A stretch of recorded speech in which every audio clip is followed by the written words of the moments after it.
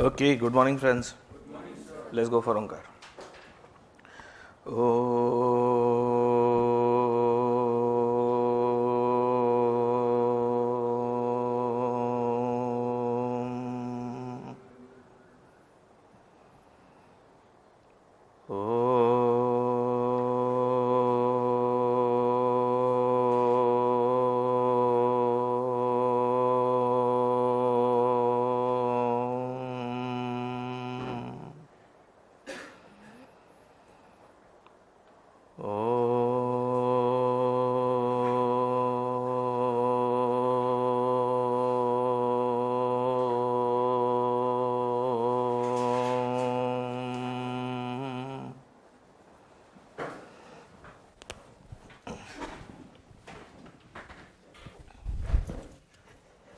कल MCQs दिए थे कुछ आपको होमवर्क के लिए.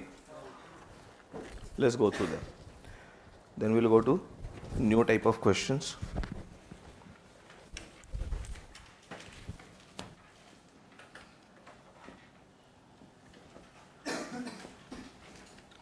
Page 167.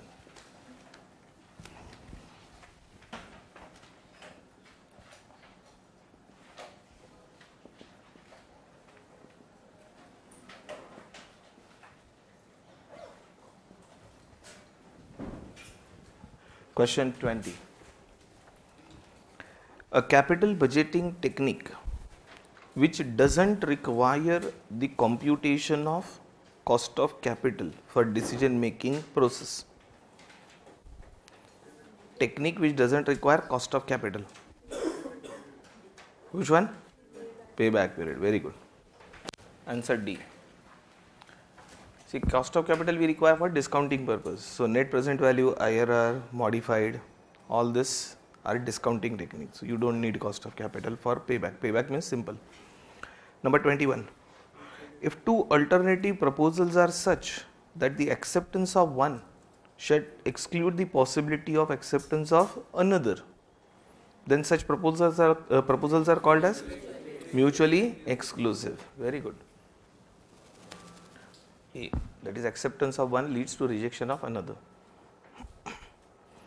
Number 22. In case a company considers a discounting factor higher than the cost of capital for arriving at present values. It means if your cost of capital is 12%, but you have considered discounting factor as 15%, higher than the cost of capital. The present values of cash inflows will be. समझा नहीं. Question समझा नहीं, क्योंकि यहाँ logic लगाना है.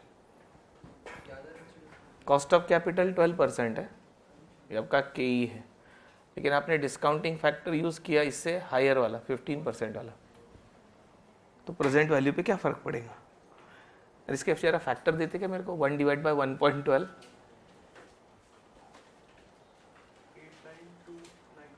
8, 9 और एक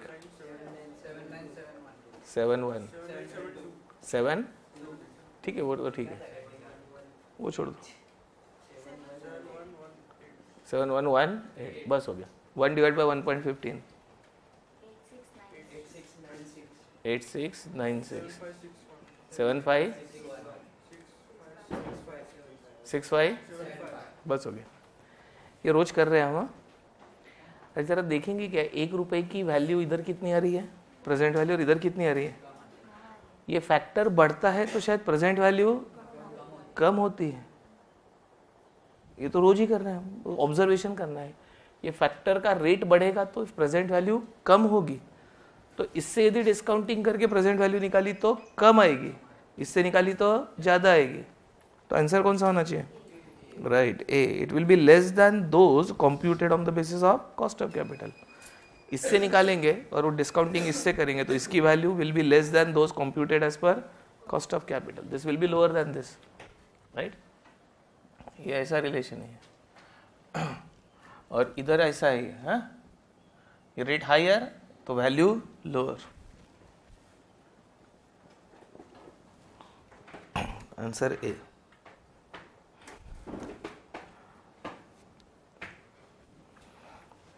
23.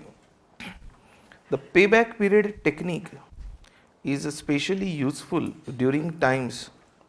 Payback period technique is useful during times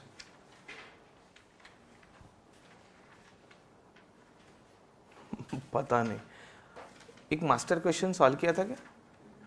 किया था, उसमें पे बैक और डिस्काउंटेड पे बैक के बाद कुछ लिखवाया था, जरा देखते क्या? प्रिंटेड नोट्स में तो है ही, वो तो छोड़ ही दो आप, आपको नोटबुक में भी लिखवा के दिया, आपके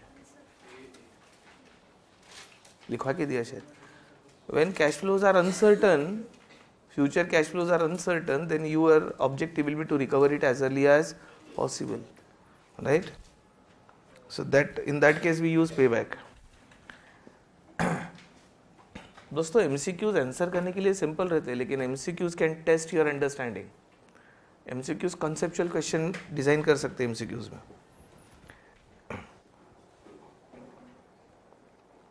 नंबर 24 मिला क्या आपको? लिखा हुआ आपके नोटबुक में शायद डिस्काउंटेड पेबैक के नीचे लिखा है कब यूज करते हैं डिस्काउंटेड पेबैक, राइट? अदरवाइज वो मेथड जनरली हम यूज नहीं करते. Payback period 24. While evaluating capital investment proposals, time value of money is used in which of the following techniques? Naturally net present value. बाकी तीन में discounting use नहीं करते शायद आप, एनपीवी में यूज करते हैं. 25. IRR would favor project proposals which have right heavy cash inflows in the early stages. ये भी लिखवा के दिया शायद एक कंपैरिजन ऑफ एनपीवी और IRR में. हेवी कैश फ्लोज है higher cash flows in the early stages. ए.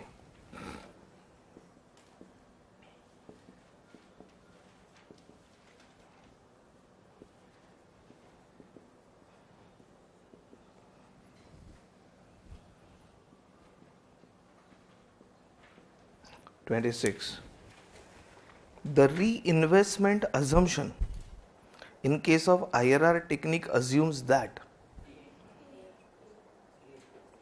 बराबर cash flows are reinvested at projects IRR same rate पे रीइन्वेस्ट होंगे, ये अजम्पशन से IRR करेक्ट आता है. और वही तो उसका ड्रॉबैक भी है कि वो अजम्पशन की अपॉर्चुनिटी रियल लाइफ में मिलती नहीं, लेकिन वो अजम्पशन इनबिल्ट है उसके अंदर. डिस्काउंटिंग टेक्निक में वो इनबिल्ट है. ये आपके लिए नया है. Multiple IRRs are obtained when. This is not discussed. Guess work करो, चलो ये डिस्कस नहीं हुआ है.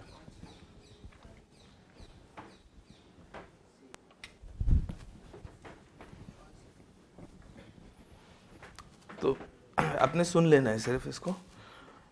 इसका आंसर है बी. उसको समझाना है क्योंकि डिस्कशन में आया नहीं.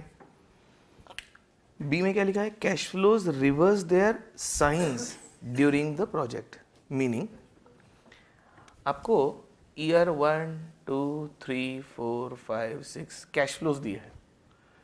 कैश फ्लोज इधर है 50,000, इधर है नेगेटिव 20,000, इधर है 60,000, इधर माइनस 45,000. यानी इसकी जो साइन है प्लस माइनस वो रिवर्स हो रही है, यानी कहीं प्लस और कहीं माइनस. तो कभी इनफ्लो और बीच में से ही आउटफ्लो. और यदि आपने IRR निकाला, इसका IRR यदि निकालने की कोशिश की जिसमें बीच बीच में कैश इनफ्लोज और आउटफ्लोज ऐसे आ रहे हैं, यानी प्लस और माइनस, तो इसमें मल्टीपल आंसर्स आते हैं. इसमें मल्टीपल आंसर्स आते हैं क्योंकि बीच बीच में इन्वेस्टमेंट भी हो रही है. ऐसा दिख IRR क्या समझेगा? वो कैश इनफ्लो नहीं, वो आउटफ्लो ने क्या समझेगा? इन्वेस्टमेंट भी समझेगा उसको, राइट? कैलकुलेशन वाले को थोड़ी पता है कि वो क्या है. तो यदि कैश फ्लोज ने साइन रिवर्स की तो IRR मल्टीपल आ सकते हैं. ये दूसरा एक ड्रॉबैक है किस मेथड का? IRR का. एनपीवी में ये प्रॉब्लम नहीं आता. एनपीवी में प्रॉब्लम नहीं आता क्योंकि यहाँ वो इंटरेस्ट देगा नेगेटिव पे, यहाँ इंटरेस्ट लेगा, दोनों एक साथ आएंगे. वो इंटरेस्ट जाएगा भी और इंटरेस्ट आएगा भी और उसी रेट से. तो मल्टीपल आंसर्स आ जाते हैं. सिर्फ ध्यान रखो, यानी इतना ही रखो आपके दिमाग में, बस हो गया. So when cash flows reverse their sign, मैं कैश फ्लो पैटर्न की बात नहीं कर रहा हूँ, प्लस और माइनस है, कैश फ्लोज पॉजिटिव भी और नेगेटिव भी है बीच बीच में, तो मल्टीपल आंसर आते हैं. This is one more drawback of IRR and therefore people prefer NPV over IRR. कुछ नया सीखने को मिला आपको। 28, depreciation is included as a cost. Very good. Accounting rate में हमने शायद एडबैक नहीं किया था, डेप्रिसिएशन को एडबैक कहाँ किया था? एक ही तो टेक्निक है अकाउंटिंग रेट ऑफ रिटर्न, जहाँ अकाउंटिंग प्रॉफिट से जाते हैं, बाकी जगह आप कैश फ्लो से जाते हैं। तो डेप्रिसिएशन को एडबैक नहीं किया ना, उसको कॉस्ट माना, उसको माइनस होने दिया, नहीं, तो you have treated depreciation as a cost, you have allowed it to be deducted to calculate the profit. That is accounting rate of return, एक ही मेथड है वो। Number 29, management is considering rupees 1 lakh investment in the project with a 5-year life and no residual value. Depreciation हो गया 20,000. If the gross income before depreciation from the project, before depreciation, is expected to be rupees 60,000 and depreciation to be charged on straight line method, then assuming 40% tax rate, the average rate of return shall be. Actually बहुत simple question है, ध्यान से पढ़ा तो।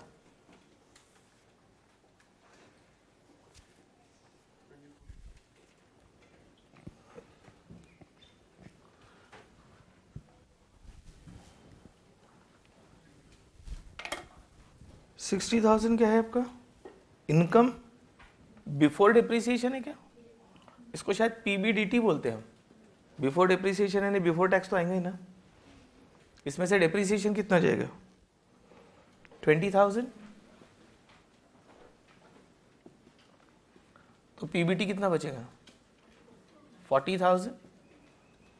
इसमें से tax कितना गया? 40%। अच्छा, ये पहली बार नहीं कर रहे हैं, सिर्फ वो सेंटेंस में दिया है। इसमें से 40% ने कितना गया? 16,000। तो पीएटी कितना बचा? 24,000। और यही हर साल आएगा 5 साल तक। तो एवरेज पीएटी भी कितना आएगा? 24,000 ही आएगा। और आपका अकाउंटिंग रेट ऑफ रिटर्न का फॉर्मूला क्या है? Average rate of return, average PAT divided by investment. तो 24,000 पीएटी को, अकाउंटिंग प्रॉफिट को divided by investment 1 lakh into 100 किया तो कितना आएगा? 24% आएगा। और क्या? तो एक जैसे ही तो कैश फ्लो है, अलग अलग भी रहते हैं, तो 4-5 साल के निकाल के फिर उसका क्या लेना पड़ता है? एवरेज। ये तो कंसिस्टेंट कैश फ्लो है। तो 24% B is correct. Accounting rate of return या average rate of return, calculator पर ही हो जाएगा answer. 30, assume cash outflow are rupees 1,20,000 followed by cash inflow of 25,000 per year for 8 years and cost of capital is 11%. What is the net present value?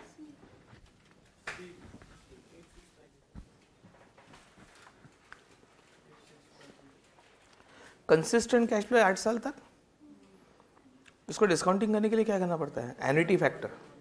तो calculator पे क्या करेंगे? 1 divided by 1.11 is equal to memory plus, is equal to memory plus. कितनी बार? 8 बार। और ये नहीं करना हो तो पीछे है शायद एन्युटी फैक्टर। एन्युटी फैक्टर कौन सा वाला लेने का? 11% का, 11% है ना, 11% का 8 साल का कितना है? 5.146 दिया हुआ टेबल में। 5.146 इंटू 25,000 किया तो सीधा 8 साल का डिस्काउंटिंग होके प्रेजेंट वैल्यू आ गई। आ गई क्या? उसमें से क्या माइनस करने का? 1,20,000 आउटफ्लो माइनस करने का। शायद एनपीवी आ जाएगा आपका कितना? 8650।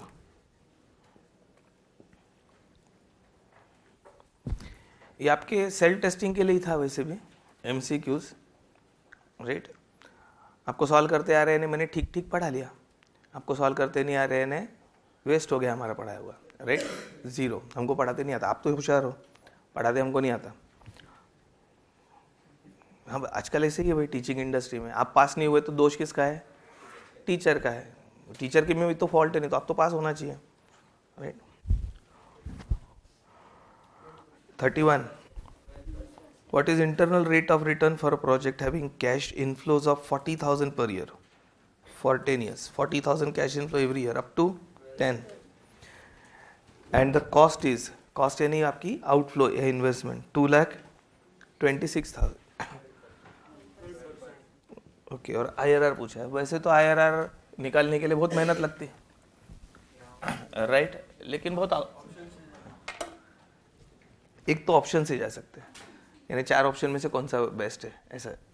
दूसरा एक रास्ता है सर, ये 40,000 कैश इनफ्लो है, इसको इनटू एन्युटी फैक्टर किया तो प्रेजेंट वैल्यू में कन्वर्ट होता क्या? एन्युटी फैक्टर कितने साल का लेना पड़ेगा? 10 ईयर्स का, बराबर। तो present value of inflow and IRR present value of inflow tallies with outflow. Outflow इतना 2,26,000, तो 2,26,000 डिवाइडेड बाय 40,000 किया तो एन्युटी फैक्टर आता।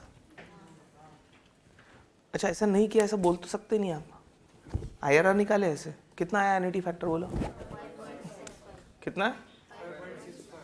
65 के आसपास। अब आप एन्युटी फैक्टर टेबल में 10 साल के लिए ढूंढो 5.65 किधर है एन्युटी फैक्टर टेबल में? 10 साल वाले रो में ढूंढना, ढूंढते ढूंढते जाओ 5.65 को।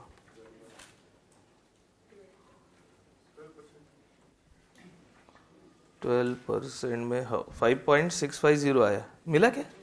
एन्युटी फैक्टर टेबल पता है किधर प्रिंटेड है?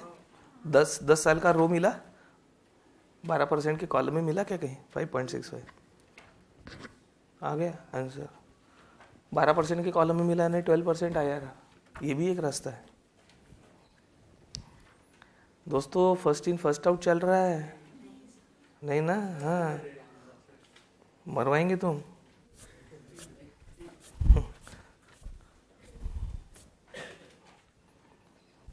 नंबर 32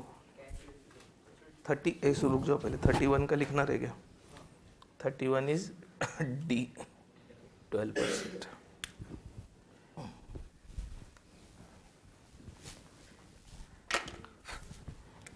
और कितने बचे?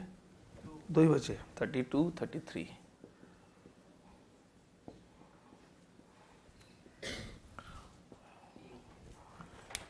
पढ़ लेता हूँ पहले। While evaluating investment, the release of working capital at the end of project's life should be considered as very good inflow। जब आप इन्वेस्ट करते वर्किंग कैपिटल को तब हम आउटफ्लो लेते हैं। हमने किया है शायद एक आध 2 क्वेश्चन में एडजस्टमेंट। और release of working capital should be treated as inflow at the end of project life, that is A। 33 capital rationing refers to a situation where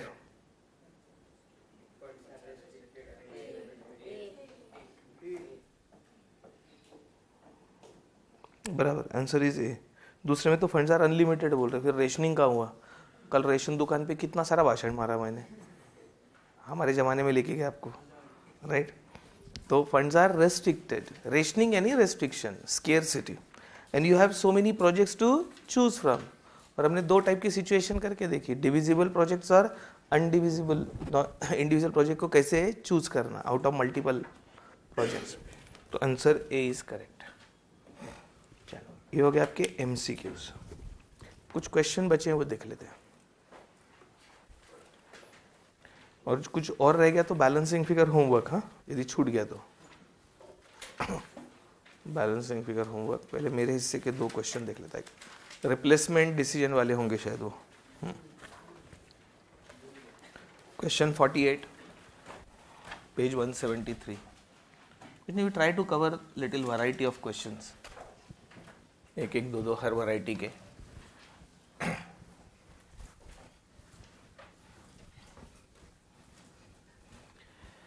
अब ये रिप्लेसमेंट डिसीजन है क्या?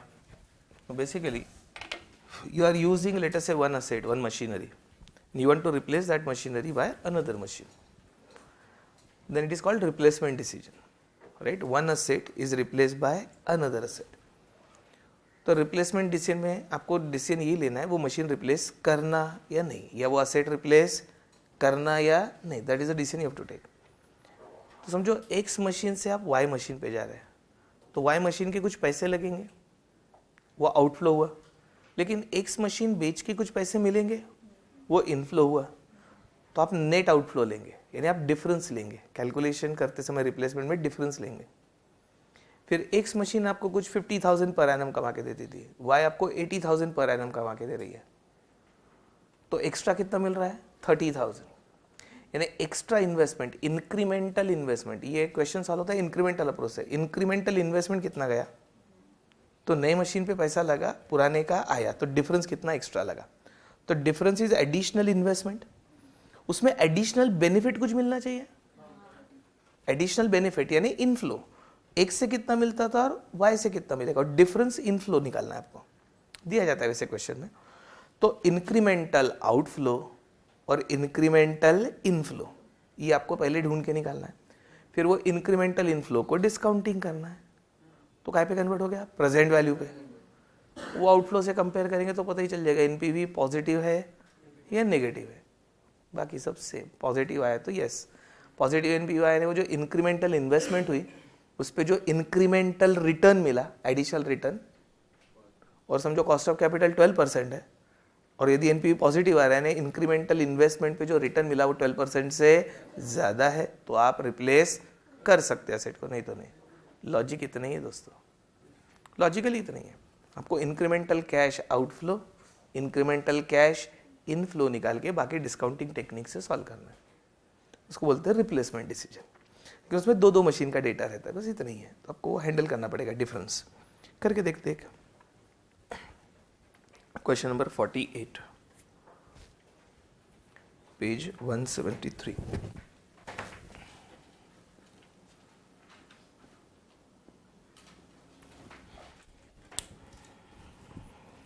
A company is presently using a crane for a major irrigation project. This crane was brought 2 years ago for rupees 10 lakh. 2 साल पहले खरीदा था आपने इसको, कितने में, 10 लाख में, and has been depreciated at the rate of 20% per annum as per WDV method. WDV method से आपने 2 साल तक उसको डिप्रिसिएट किया। The company requires such a crane for 3 more years. आपको एक क्रेन 3 साल और चाहिए।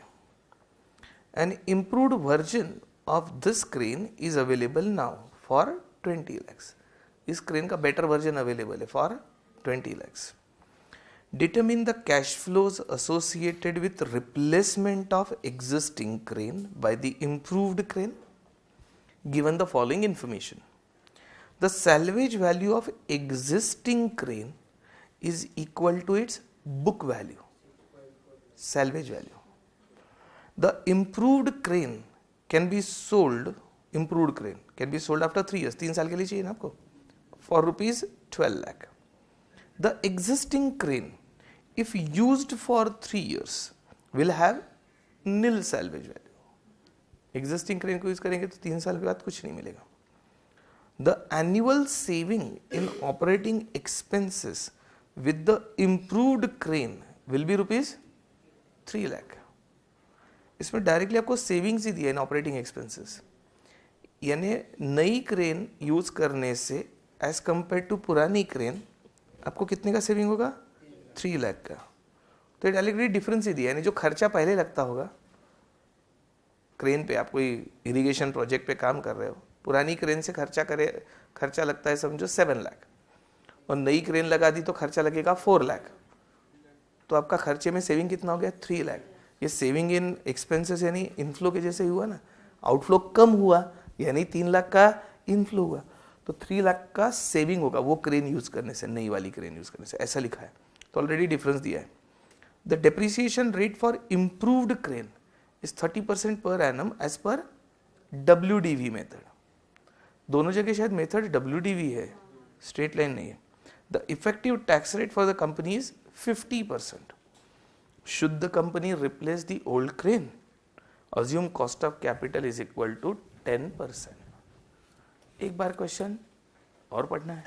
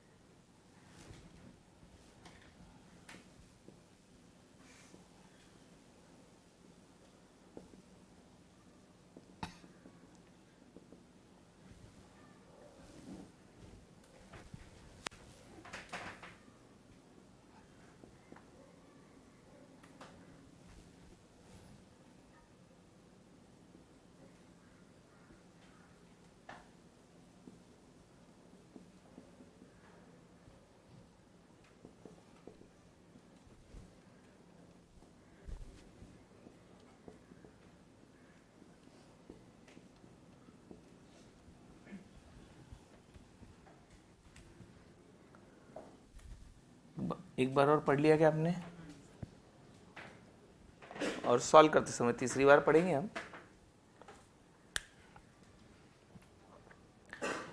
हर एक कैलकुलेशन समझते जाना, इसमें कैलकुलेशन कम रहता है लेकिन हर एक के पीछे का लॉजिक समझना पड़ेगा। पहली बात तो ये हेडिंग लिख दिया मैंने, calculation of NPV of replacement decision. मैं एक वर्किंग में पूरा आंसर देने वाला को, सिंगल वर्किंग में।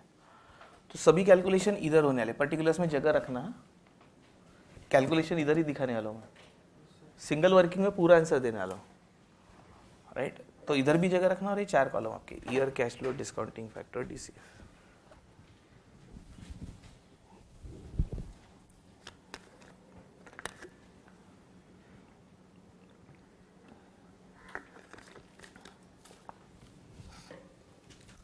करीबन पूरा पेज लग जाएगा, फुल पेज। मैं अगला पेज ड्रॉ कर लेता हूँ जब तक, मेरा भी जॉइंट पेज नहीं है, पेज सिंगल लेकिन पूरा। मुझे जगह कम पड़ेगी इसलिए आगे जा रहा हूँ।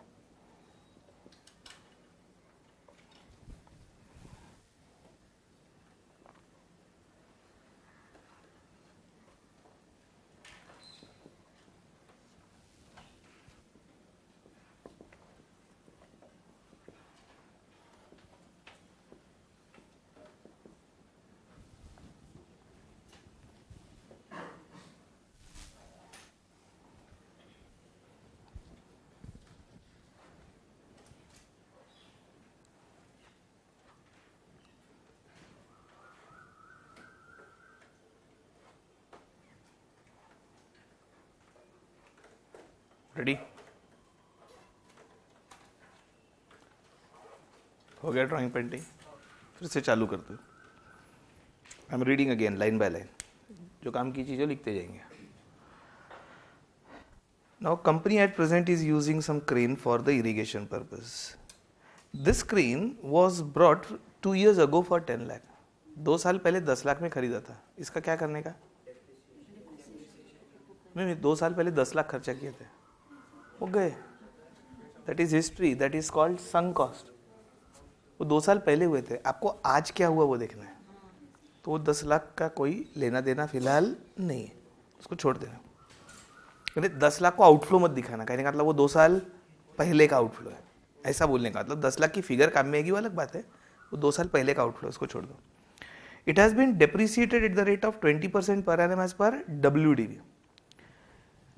तो उसकी बुक वैल्यू अपने को मिल सकती है। आपकी क्रेन की कॉस्ट 10 लाख थी, 20% से डेप्रिसिएट किया तो 80% उसकी WDV बचेगी। एक साल बाद 20% माइनस करेंगे तो 80% WDV बचेगी, और एक साल में 20% डिप्रिसिएशन किया तो और 80% करेंगे। मेरे ख्याल से इससे WDV 2 साल बाद की आ सकती है क्या? शॉर्टकट तरीका, ये बुक वैल्यू है। हमको शायद इंटरेस्ट कैश इनफ्लो और आउटफ्लो में। आगे चलते हैं। The company requires such a crane for 3 more years. An improved version of this crane is available for 20 lakh. नई क्रेन खरीदने जाएंगे तो कितना लगेगा? 20 लाख। ये आउटफ्लो हुआ क्या? तो पहले वो लिख देते, एक एक पॉइंट पकड़ लेते जाते और लिखते जाते।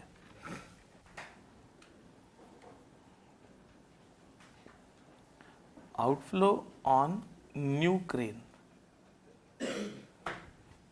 that is purchase cost। 0 year में आएगा ये। 0 ईयर में ये 2 नहीं लिखा तो भी चलेगा, डायरेक्टली इधर ही लिख देते। कितना? 20 लाख।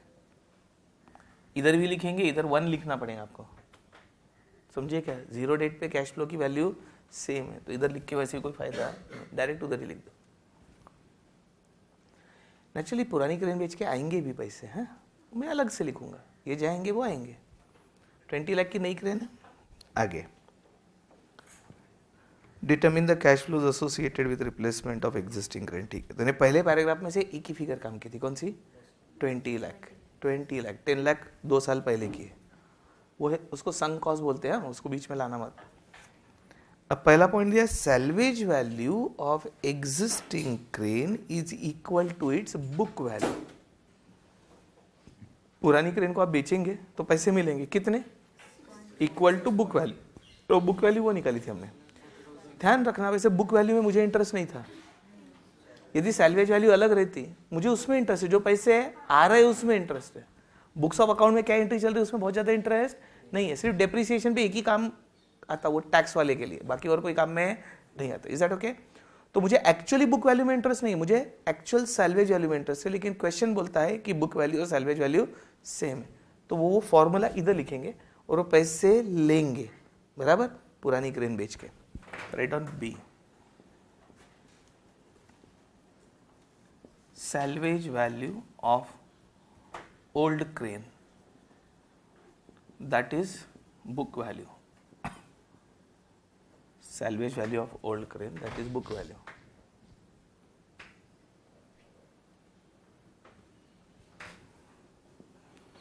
तो ये ₹10 लाख इंटू 80% इंटू 80% WDV से किया तो। अच्छा, आपको एक एक साल का करके देखना है क्या? WDV से डिपॉजिट माइनस करके फिर माइनस करके 2 साल? नहीं ना, ये फॉर्मूले पे विश्वास है या मुझ पे? राइट, ये शॉर्टकट तरीका है। राइट, ये भी 0 डेट पे ये पैसा आया तो डायरेक्टली यहीं लिख देता पॉजिटिव। कितना है? 6,40,000। यानी बेसिकली आउटफ्लो कितना हुआ आपका? नेट, ऐसा नेट आउटफ्लो। आगे, the improved crane can be sold after 3 years for 12 lakh, और एग्जिस्टिंग क्रेन को बेचते 3 साल बाद तो नील। राइट, अब समझो एग्जिस्टिंग क्रेन को 3 साल बाद बेचते तो 5 लाख मिलते, और नई क्रेन को, इम्प्रूव्ड क्रेन को बेचते तो कितने मिलते? 12 लाख। तो हम लेते डिफरेंस। क्यों भाई? नई क्रेन बेचेंगे तो पुरानी क्रेन बेचने का चांस गया। राइट, क्योंकि पुरानी क्रेन अभी बेच डाली तुमने, तो 5 साल बाद फिर से थोड़ी बेचेंगे तुम। राइट, ऐसे उसकी वैल्यू नील है। तो हम दोनों के सैलवेज वैल्यू का डिफरेंस ले रहे। तो नई क्रेन को बेच के 12 लाख मिलने वाले। कब? आज से 3 साल बाद इनफ्लो आएगा, 3 साल बाद। C, salvage value of old crane, salvage value of old crane after 3 years। अब sorry, salvage value of new crane, not old crane. Old crane तो नील हो गई। Salvage value of new crane after 3 years, new crane after 3 years। तो ये year 3, amount कितनी दी है? 12 लाख। ये positive लिखना, इनफ्लो है।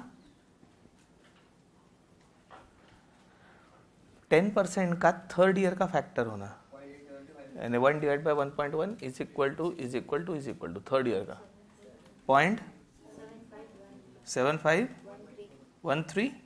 3rd ईयर का फैक्टर 10% का इंटू 12 लाख कर दो, 9,01,560, 9,01,560। ठीक है क्या? ये फैक्टर ले लो आप, वो कैलकुलेटर वाला वो अनएंडिंग छोड़ दो, नहीं तो फिर आंसर और अलग अलग आएगा। समझे क्या बोल रहा हूँ? यानी फिर से टाइप करो 12 लाख इंटू दिस। अब ठीक है, आपने जो राउंडिंग ऑफ किया वो, ये 12 लाख आए 3 साल बाद। आगे चलो, एनुअल सेविंग्स दिए क्या? In operating expenses with the improved crane will be 3 lakh. हर साल आप 3 लाख बचाएंगे, लेकिन नीचे एक टैक्स रेट है, effective tax rate of the company 50% है क्या? तो आप जो 3 लाख रुपए हर साल बचाएंगे वो पूरे आपके जेब में नहीं जाएंगे। टैक्स रेट 50% है तो उसमें से 50% तो गवर्नमेंट को चला जाएगा। आपके जेब में कितने बचे? 1,50,000। अब या तो आप 2 बार लिखो, एक 3 लाख आया और 1,50,000 गया, या 1,50,000 नेट आया, नेट ऑफ टैक्स, तो एक ही बार में काम हो जाएगा। Right, ABCD। मैंने आपको बोला ना गवर्नमेंट के साथ अपनी पार्टनरशिप है। राइट, दिखता नहीं वो, हाँ, पार्टनर्स इन प्रॉफिट ओनली। आपसे 100 रुपीज़ फीस आती, उसमें एक डायरेक्ट टैक्स और एक इनडायरेक्ट टैक्स, 30% डायरेक्ट टैक्स और 18% इनडायरेक्ट टैक्स GST, 48% सीधा चल के गवर्नमेंट के पास, 52 रुपीज़ में बाकी सामान लेगा अपने का। और अच्छे से पढ़ाने का, ऐसा गवर्नमेंट बोलती, क्योंकि उनको इनकम ज़्यादा होंगे ना। चलो, annual savings comma net of tax, annual savings net of tax, यहीं पर टैक्स का एडजस्टमेंट कर दे रहा मैं। तो 3 लाख इंटू डायरेक्टली 50%, समझो टैक्स रेट 40 रहता तो मैंने 60% लिखा रहता, 40 जाके 60 बचा, 30% टैक्स रहता तो मेरे पास 70% बचा 30 जाने के बाद नेट ऑफ टैक्स। 50-50 है तो आधा आधा कर दिया, हेल्थ सिस्टम 50-50 शेयरिंग। रुक जाना, ये 3 साल तक सेविंग होगा, ये एनुअल सेविंग है, पहले साल, दूसरे साल, तीसरे साल। तो इसको 1 to 3 लिखेंगे हम, वन टाइम नहीं है ये, 1 to 3 यानी एन्युइटी फैक्टर यूज करेंगे दोस्तों आप, एनुअल सेविंग्स है वो। यहाँ लिखना 1,50,000, इस 1,50,000 ये कहाँ से आया स्टार, ये इधर लगा देना, ये 1,50,000 इधर से आया, और every year up to 3 years। तो क्या करेंगे, 3 साल का एन्युइटी फैक्टर देते हैं, या टेबल में है 2.4869, वेरी गुड। कैलकुलेटर पर ज़्यादा इजी है, पन्ना पलटने तक तो आंसर आ जाता शायद, नहीं तो टेबल में है और एग्जाम में क्वेश्चन में रहेगा। अब मल्टीप्लाई करो, 3,73,035 ओके है।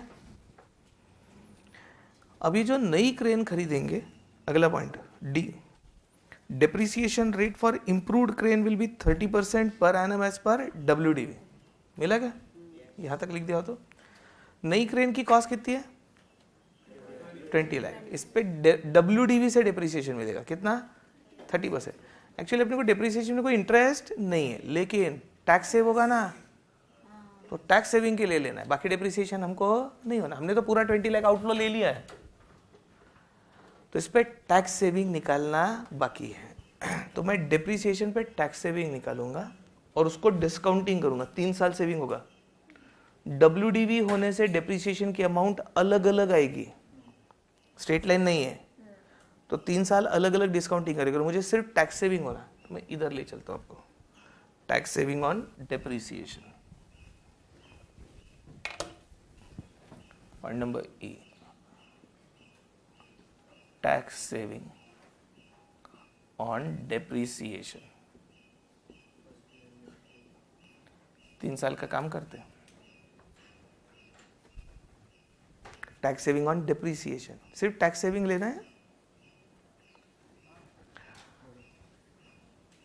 ईयर 1, जरा रुक जाना, 20 लाख पे पहले साल का डेप्रिसिएशन 30%,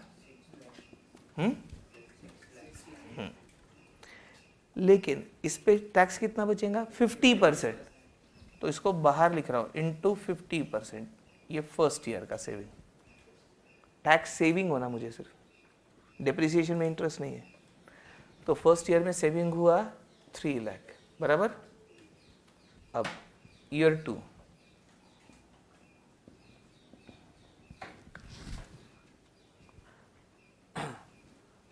एक शॉर्टकट रास्ता भी है। ये डेप्रिसिएशन की अमाउंट कितनी है, 6 लाख। तो अगले साल का डेप्रिसिएशन 6 लाख का 70% आता है। एक तरीका बताता हूँ, देखो फर्स्ट ईयर का तो ऐसे निकाल लेने का जैसा आपने निकाला, कितना, 6 लाख, बराबर।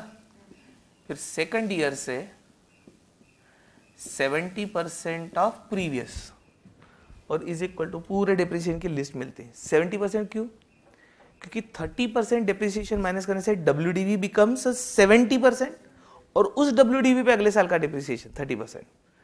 फिर ये ट्रिक है, तो अभी आप कैलकुलेटर पे 0.7 टाइप करो, पहले साल का नॉर्मल तरीके से निकालने का, फिर दूसरे साल से 0.7 into 6 lakh is equal to 4,20,000 is equal to 290.7 constant है ना, इज इक्वल टू 2,05,800। ये बराबर है क्या? ऐसा आते जाएगा। 0.7 constant into previous depreciation first year का इज इक्वल टू WDV पे डिप्रिसिएशन डेवलप करने की ट्रिक है, अकाउंट में लगी तो। अब हम कैसे करते हैं अकाउंट में, देखो वो ऐसे करते, cost depreciation WDV, cost 20 lakh, depreciation 30% 6 lakh बराबर, WDV 14 लाख। मैं अकाउंट के लिए सिखा रहा हूँ, कहीं और कम आएगी फटाफट करने के लिए। ये 14 लाख ओपनिंग WDV, इसका 30%, 14 लाख का 30%, 4,20,000, ये इसमें से माइनस करो, 9,80,000 closing WDV, this will become opening WDV, इस पे 30% लो, आया 294, ये माइनस करो, 6,86,000, ये ओपनिंग WDV 6,86,000, इसका 30%, आ रहा है क्या वो, एंड सो ऑन, आता है वो। अब इसमें क्या मैथमेटिक्स यूज किया मैंने, ध्यान देना, इसमें से 30% माइनस होके ये 70% बचता है, और इस पे आप अगले साल का डेप्रिसिएशन निकालते। डेप्रिसिएशन का रेट कांस्टेंट है, रेट कांस्टेंट है, लेकिन जिस वैल्यू पे डेप्रिसिएशन निकाल रहे वो वैल्यू पिछले साल की वैल्यू से 30% कम है, यानी ये वैल्यू इस वैल्यू की 70% है, ये वैल्यू इस वैल्यू की 70% है, ये वैल्यू इस वैल्यू की 70% है, तो डेप्रिसिएशन भी प्रीवियस डेप्रिसिएशन का 70% है। तो पहले साल का निकाल लिया, फिर 0.7 और चलने दिया। कुछ समझा? WDV तो सेकंड डायरेक्टली ले लो डेप्रिसिएशन 4,20,000 तो यहाँ 4,20,000 डेप्रिसिएशन लिया मैंने इनटू 50% टैक्स सेविंग, ये टैक्स है। अब मैं डायरेक्टली डेप्रिसिएशन पे टैक्स ले रहा हूँ, और ईयर 3 का डेप्रिसिएशन 2,94,000, ये डेप्रिसिएशन, ये भी इधर पहले साल का कैलकुलेशन था, into 50% tax saving third year.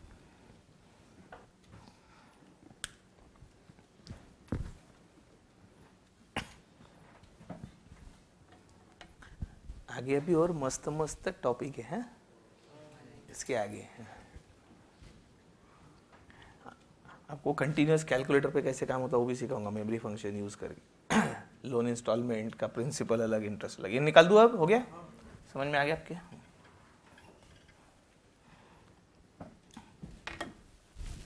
चलो इधर दो, 2,10,000 सेविंग, टैक्स सेविंग ले रहे हैं हम। फिर से ध्यान रखना, ये wording tax saving on depreciation है, not depreciation. We are taking tax saving on depreciation. 1,47,000 round figure, ये टैक्स सेव हुआ यानी पॉजिटिव हुआ ना, पॉजिटिव।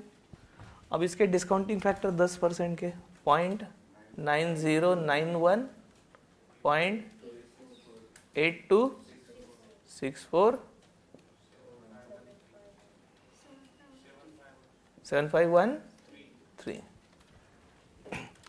3 स्टेप हुई दोस्तों। पहले डेप्रिसिएशन निकाला, डेप्रिसिएशन पे टैक्स सेव किया, टैक्स सेव को डिस्काउंटिंग करके प्रेजेंट वैल्यू में लाए।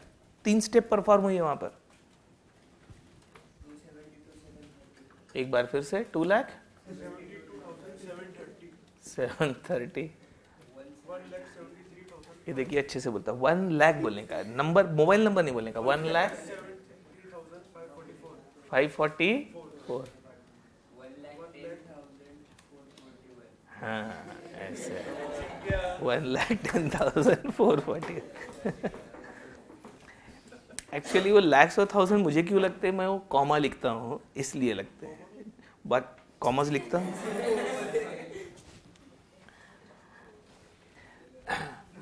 कुछ लोग देखो लिखते ही नहीं, कुछ लोग ऐसे फिगर मोबाइल नंबर लिखते हैं, तो कितने लैक्स कितने करोड़ कुछ समझ में ही नहीं आता, राइट। और जनरली कोशिश करता हूँ एक के नीचे एक लिखने की, तो फिर ओरली टोटल हो सकती कभी कभी। यहाँ तक आ गए। अब और कौन सी एडजस्टमेंट बची उधर? उधर की एडजस्टमेंट खत्म हुई, रुक जाना। हाँ, उधर की एडजस्टमेंट खत्म हुई, एक हिडन एडजस्टमेंट अभी बाकी है। इफेक्टिव टैक्स रेट लेके छोड़ दिया उन्होंने। कॉस्ट ऑफ कैपिटल छूट गया? छूट गया नहीं ना? अभी ये क्या लिखा है? 10% आया कहाँ से? हाँ, तो ये कॉस्ट ऑफ कैपिटल यहाँ से लाइन पढ़ने की छूट गया तुम्हारा।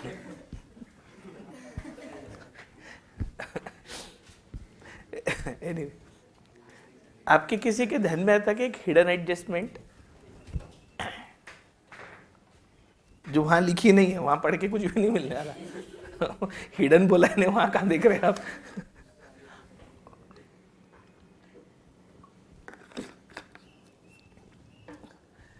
दिखाई न दे ऐसी एडजस्टमेंट है वो।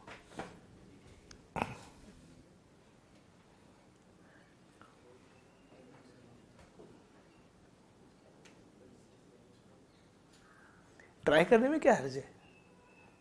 अपने फांसी की सजा दी क्या आज तक किसी को? नहीं। चलो जाने, एक्चुअली बहुत माइन्यूट एडजस्टमेंट है वो, समझो समझो। मैं ये 3 साल जो डेप्रीसिएशन चार्ज करूंगा, ये वाला 6 लाख, और ये तो लिखा ही है 4,20,000, और ये डेप्रीसिएशन चार्ज करूंगा 20 लाख कॉस्ट पे, तो कुछ WDV बचेगी असेट की, मिल जाएगी, वो निकाल लेंगे, बराबर है। WDV एक फिगर आएगी, और आपने असेट को बेचा कितने में? 12 लाख में। ये दोनों मैच होंगे। पुरानी असेट का तो उन्होंने क्या बोला था? पुरानी असेट में WDV and salvage value is same. नई असेट का भी वैसे ही होगा? करके देखना पड़ेगा, जरूरी नहीं है। अच्छा, करके देख लेते चलो। 20 लाख आपकी कॉस्ट है ना, 30% से डेप्रीशिएट करना है ना, तो सीधा रास्ता क्या करो उसको, इंटू 70%, यानी 0.7 इंटू 20 लाख किया। 0.7 into 20 lakh is equal to, ये 1 साल बाद की WDV इज इक्वल टू 2 साल बाद की WDV इज इक्वल टू ये तीसरे साल की WDV कितनी? WDV 6 लाख। अभी यहाँ टेबल बनाया था उसमें भी थी 6 लाख। ये एक तरीका हो गया, क्या किया? 70% से कम होती जा रही है, यानी 30% से कम होती जा रही है, तो 70% ऑफ ओरिजिनल कॉस्ट 3 बार। दूसरा रास्ता फिर से लो, 20 लाख नॉर्मल रास्ता, क्योंकि ये शॉर्टकट अब भूल जाएंगे, इधर से चला जाएगा। 20 लाख में से पहले साल का डिप्रिसिएशन कितना गया? 6 लाख। ये 6 लाख है ना? और क्या कर रहे हैं? 6 लाख दिख नहीं रहा है वहां। माइनस 6 लाख किया, माइनस 4,20,000, माइनस 2,94,000। यही आएगा दोस्तों, दुनिया गोल है, कितने भी रास्ते से जाओ आप। ये WDV है, सेल वैल्यू 12 लाख है, वो तो ले लिया हमने। और दोस्तों ये जो गेन हुआ इस पे बेचने पे, उस पर टैक्स नहीं देना पड़ेगा। हाँ, फिर वो कौन देगा? गवर्नमेंट छोड़ देंगी तुमको। यानी सेल पे प्रॉफिट हुआ तो टैक्स देने का, नुकसान हुआ तो टैक्स बचाने का। हाँ, नुकसान हुआ रहता सेल पे तो टैक्स बचता, और लॉस हुआ सेल पे तो प्रॉफिट हुआ सेल पे तो टैक्स देने का, तो अभी टैक्स आउटफ्लो आएगा। मैं लिखवा रहा हूं, और ये भी कैलकुलेशन भी लिख देंगे। Tax payable on the profit, tax payable on the profit on cell of new crane, tax payable on profit, profit on cell of new crane. नए क्रेन को बेच के जो प्रॉफिट हुआ उस पे टैक्स देना पड़ेगा, हिंदी में, 3rd ईयर में। अभी इसका कैलकुलेशन ध्यान रखना। ये 12 lakh is your sale value, ये क्वेश्चन में दी थी दोस्तों, उसका इनफ्लो तो ले लिया मैंने, 12 लाख ले लिया, फिर 6,86,000 इज योर WDV. ये difference is profit on sale. रुक जाना, difference is profit on sale. क्या tax on sale? Profit on sale. इस पे टैक्स 50% टैक्स प्रॉफिट पे. अब समझा? 2 लाख बोलो, 2,57,000 लिख दो. इसको दोस्तों नेगेटिव लिखना है. टैक्स गया, टैक्स पेबल है, डिप्रिसिएशन पे टैक्स बचा, प्रॉफिट पे टैक्स दिया. पॉजिटिव नेगेटिव बोले तो बहुत फर्क हो जाता है दोस्तों. इसका फैक्टर 0.7513, 193,084. अब जाके एडजस्टमेंट खत्म हुई. अब एनपीवी लेना है. Therefore NPV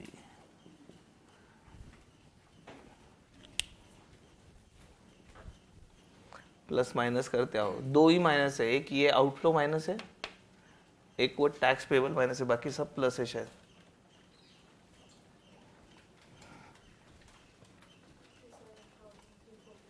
पॉजिटिव है कितना? 57,344 लिख दूं. देखो 2 फिगर माइनस बाकी प्लस. क्या कुछ और लिखना है?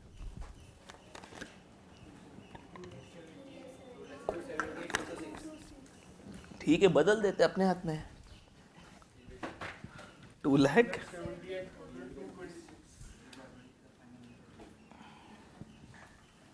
हटा दो.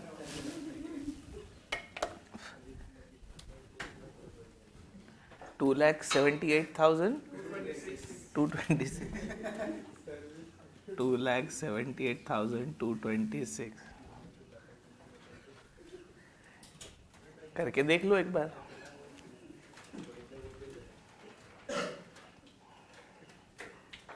कर दे, लॉक कर दे. Okay, very good. लिखो डिसीजन. डिसीजन लिखो. Considering positive NPV,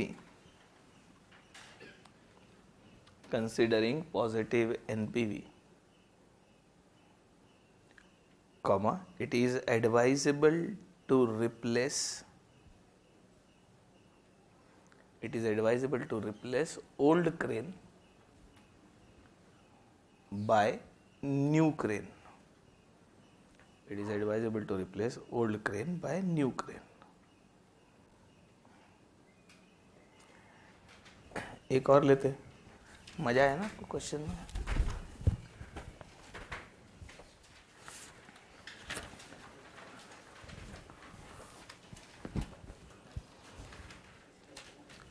एक काम करूंगा, अब इस क्वेश्चन को ना पार्ट्स में सॉल्व करता, छोटे पार्ट्स में. ये क्या ऑल इन वन कर डाला मैंने, एक स्टेटमेंट में सब कुछ. फिर भी वर्किंग दिया अपन, ऐसा कुछ भी नहीं समझ में ऐसा नहीं है.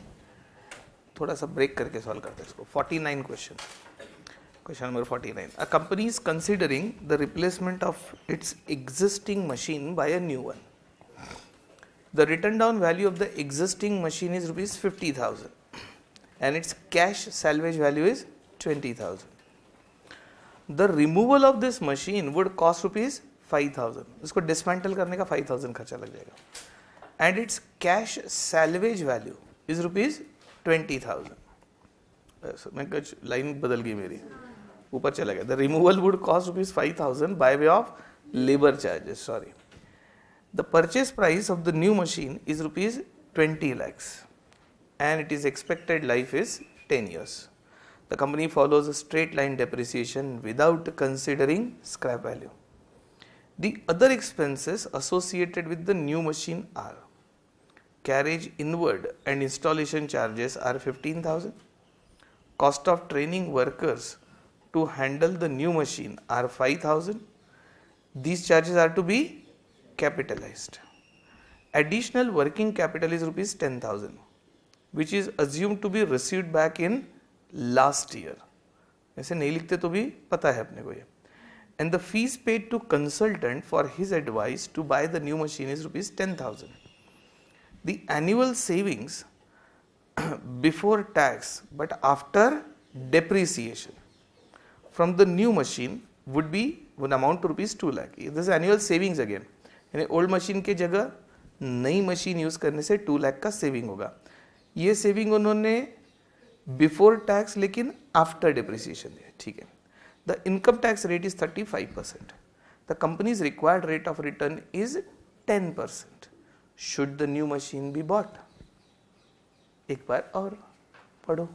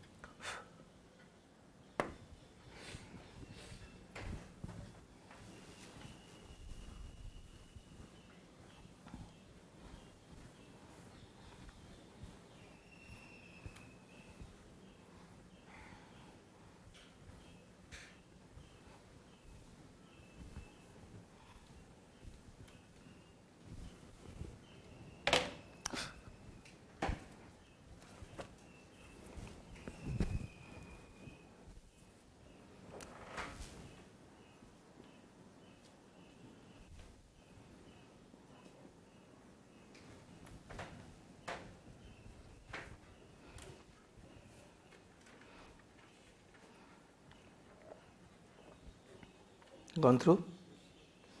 Okay. Let's go for some small workings. Start writing. Question number 49 by 174.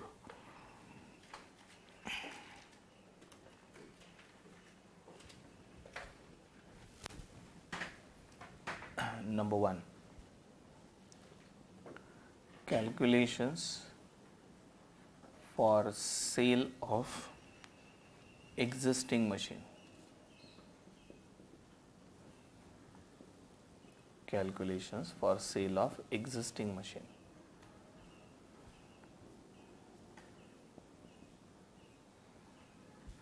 Particulars single column rupees.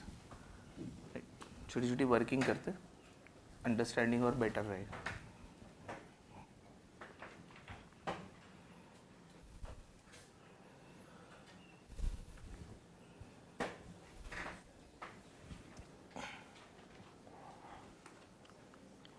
Point number A, first paragraph में हूं मैं. Cash salvage value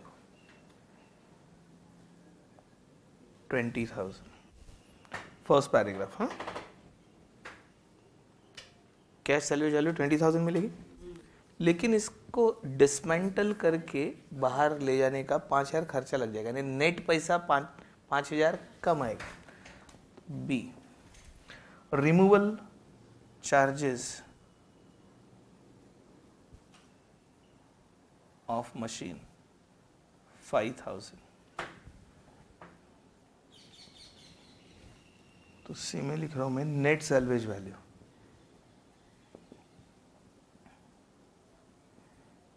net salvage value A minus B. आपके हाथ में 15,000 ही आएंगे. हाँ,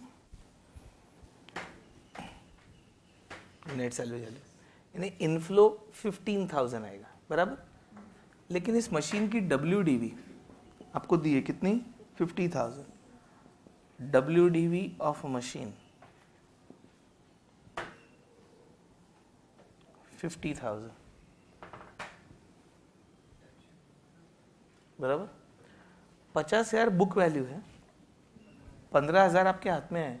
35,000 का बुक्स में लॉस हुआ, उस लॉस पे टैक्स बचेगा, टैक्स सेविंग. देखो, नुकसान में एक फायदा है और फायदे में एक नुकसान है. फायदे में नुकसान, मुझे फायदा हुआ तो नुकसान है टैक्स देना पड़ता है, और मुझे नुकसान हुआ तो फायदा है टैक्स बचता है. फायदे में नुकसान और नुकसान में फायदा। ई तो लिखना tax saving on loss on sale of existing machine, tax saving on loss on sale of existing machine। अब टैक्स रेट कितना है नीचे है क्या सेकंड पैराग्राफ में लास्ट में 35% टैक्स बचेगा। तो इसका कैलकुलेशन देखो कैसे आएगा। 35% तो टैक्स बचेगा। हाँ ये टैक्स काय पे बचेगा 50,000 माइनस 15,000 ये आपका लॉस हुआ। ये WDV है और ये सेल वैल्यू है। ये नुकसान हुआ आपका 35,000 उस पर 35% टैक्स सेविंग होगा। बोलो 12,250। इस कैलकुलेशन को छोड़ दो बाद में यूज करेंगे इसको। Number 2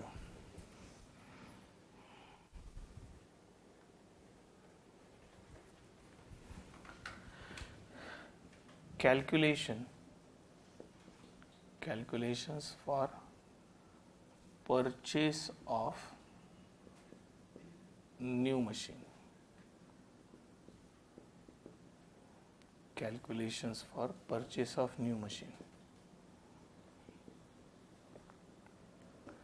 particulars single column rupees।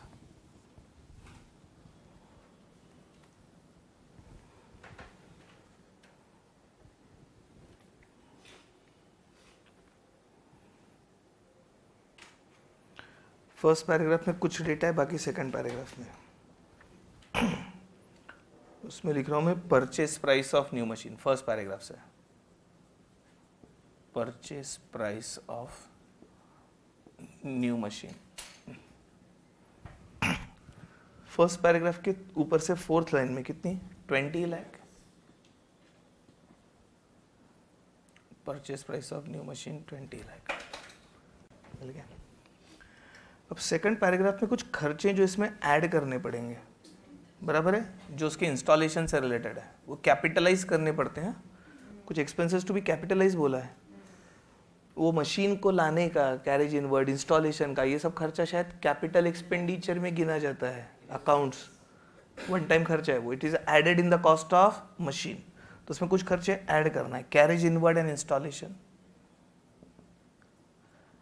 add carriage inward and installation charges।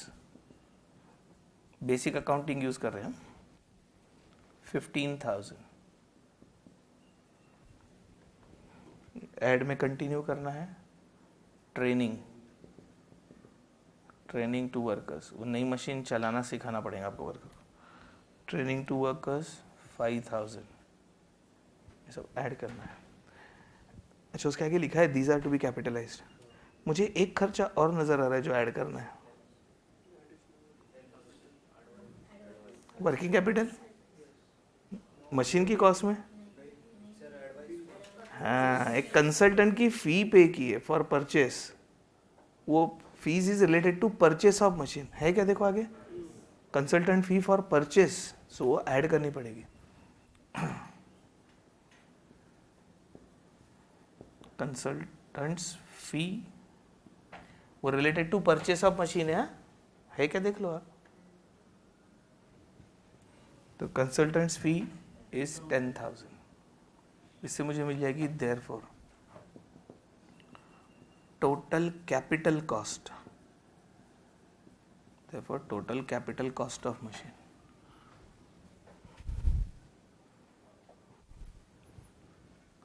तो 20,30,000 हो गया।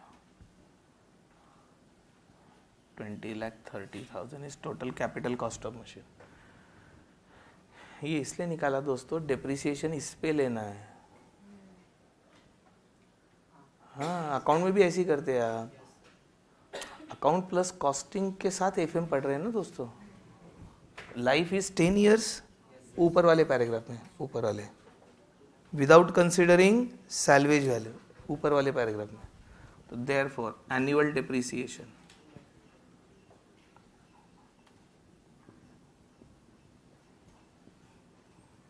20,30,000 डिवाइडेड बाय 10 years, तो 2,03,000, ठीक है। ये आपका एनुअल डिप्रिसिएशन आ गया।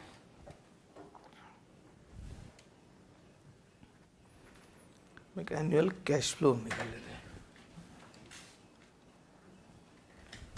नंबर 3, 2 वर्किंग हुई अपने।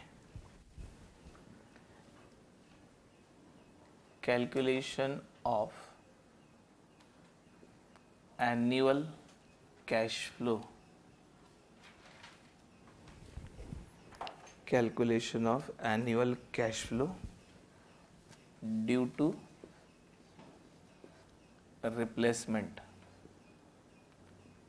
replacement of machine. Calculation of annual cash flow due to replacement of machine. Particulars, single column rupees.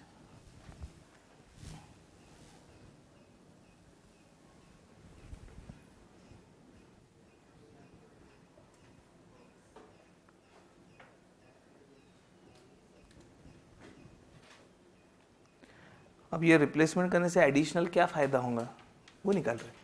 Second paragraph, last 2-3 line में, annual saving before tax but after depreciation from new machine would be 2 lakh. तो लिखो annual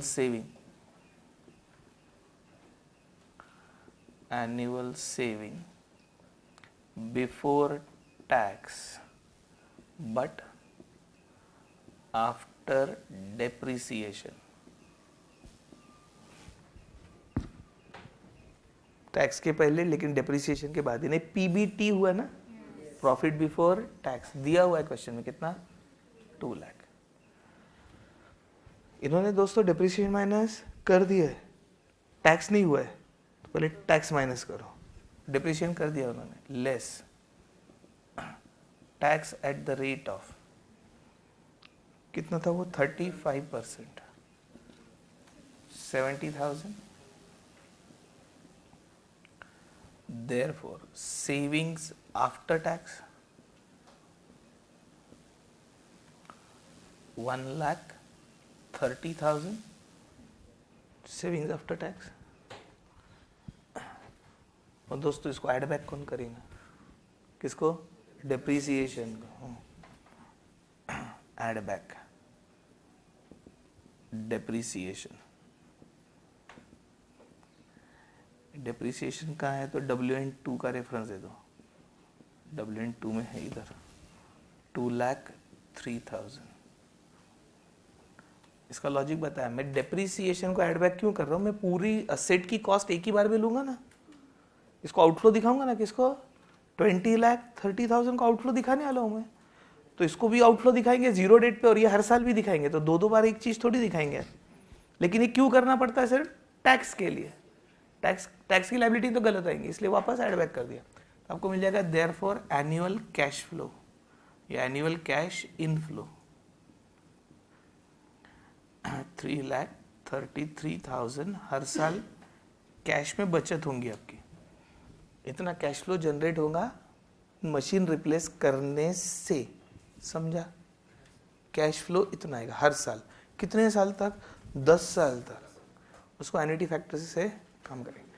अब पूरा data ready हुआ, अब चलते हैं statement of NPV.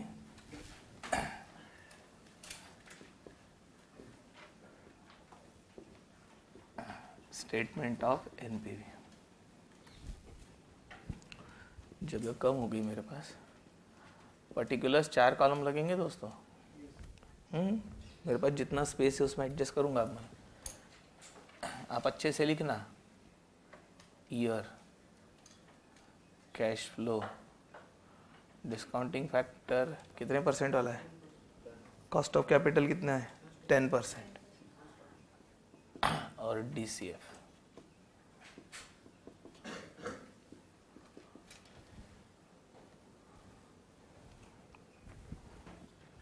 Particulars 4 columns.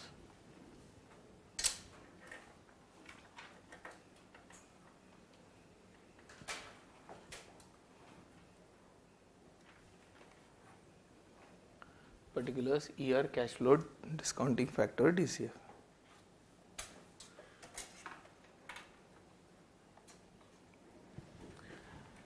एक एक चालू करते हैं वहां से। पॉइंट नंबर ए, आपको कैश इनफ्लो कितना मिला मशीन बेच के? 15,000 जीरो डेट पे, ये वाला। ये आया ये गया ना, लेकिन 15,000 ये आया, ये इनफ्लो हुआ। So net salvage value of old machine, net salvage value of old machine, इसको रेफरेंस WN1C 1C। ये जीरो डेट है दोस्तों, अभी आए कितने? 15,000। Factor 1 positive 15,000।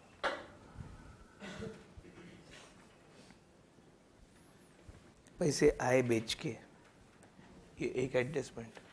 इस पे टैक्स बचाया, जीरो डेट को बी लिखो, tax saving on sale of old machine.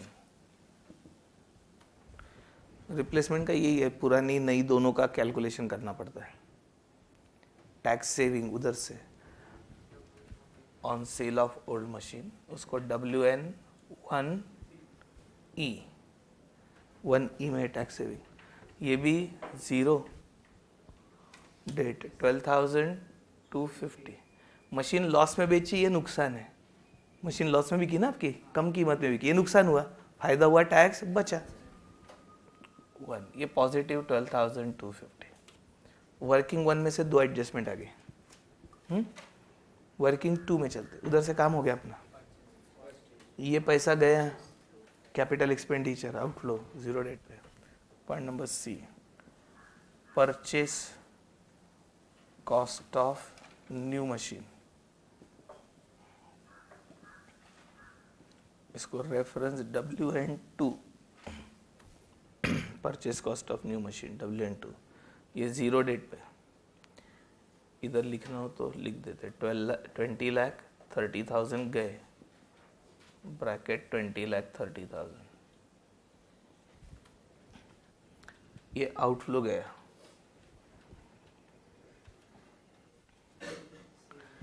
ये डिप्रिसिएशन इधर आ गया, और लेना मत। अब ये सेविंग जो होगा ये हर साल होगा, कब तक? 10 साल तक, तो उसको एन्युटी फैक्टर से लेंगे, ये वाला। तो D, एनुअल कैश इनफ्लो, इसको रेफरेंस दे दो WN3 एनुअल कैश इनफ्लो। इसको 1 to 10 लिखना, 1 to 10 3,33,000 6.4116। आप मत लिखना, मैंने अंदाज से लिखा। 1446 है क्या? 4116 1446। अच्छा 6.1446। ऐसा कुछ याद था मुझे, एक क्वेश्चन में दिया था नीचे। एन्युटी फैक्टर निकाल रहे हैं आप। 1 divided by 1.10 is equal to memory plus is equal to memory plus is equal to memory plus 10 बार। नहीं तो टेबल में है पीछे 10% का 10 ईयर का एन्युटी फैक्टर पीछे है 14, ठीक है 1446। यहाँ टेबल में 3 डिजिट में है। हो गया? अब मल्टीप्लाई करते हैं उसको एक बार और। 20 लाख 152। तो ये वाली वर्किंग भी हो गई। रुक जाना, कुछ रह गया। ये तो सब कवर हो गया। हाँ वर्किंग कैपिटल नहीं पहले गए ही कहाँ, फिर वापस आएंगे, दोनों रह गए। वो जो 10,000 वर्किंग कैपिटल सेकंड पैराग्राफ में है, देखो सेकंड लाइन में एडिशनल वर्किंग कैपिटल। अब वो मैंने कहीं लिखा नहीं, वो क्यों नहीं लिखा, इसमें ऐड तो नहीं कर सकता था मैं, कैपिटल कॉस्ट में थोड़ी ऐड होगा ना वर्किंग कैपिटल का इन्वेस्टमेंट, इसलिए वो रह गया। तो 10,000 पहले आउटफ्लो, बाद में इनफ्लो, दो एडजस्टमेंट रह गए। ई, इन्वेस्टमेंट इन वर्किंग कैपिटल।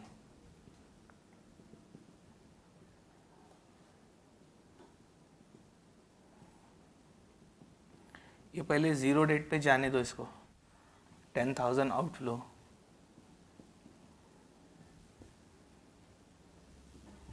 ये पहले आउटफ्लो, एफ, फिर release of working capital. Release of working capital कब, 10th ईयर में। 10th ईयर में ये इनफ्लो ले लो 10,000, लेकिन 10th ईयर का फैक्टर निकालना पड़ेगा।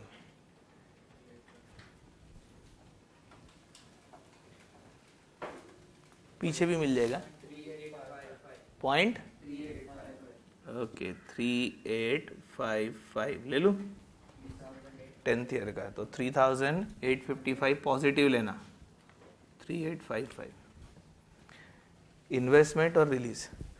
एक बार क्वेश्चन पे नजर घुमा लो, कोई छूट तो नहीं गया आइटम।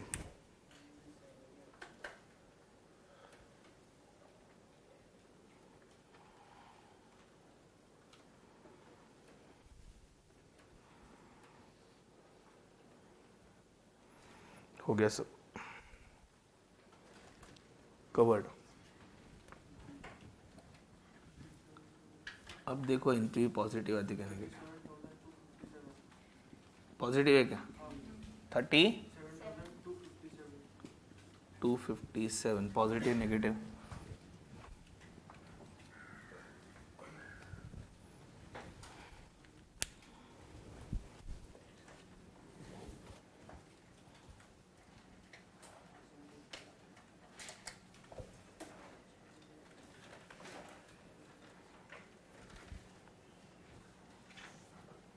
ओवर। लिखो decision, decision considering positive NPV, considering positive NPV, comma, it is recommended to buy new machine. It is recommended to buy new machine to replace the existing machine. It is recommended to buy new machine to replace the existing machine.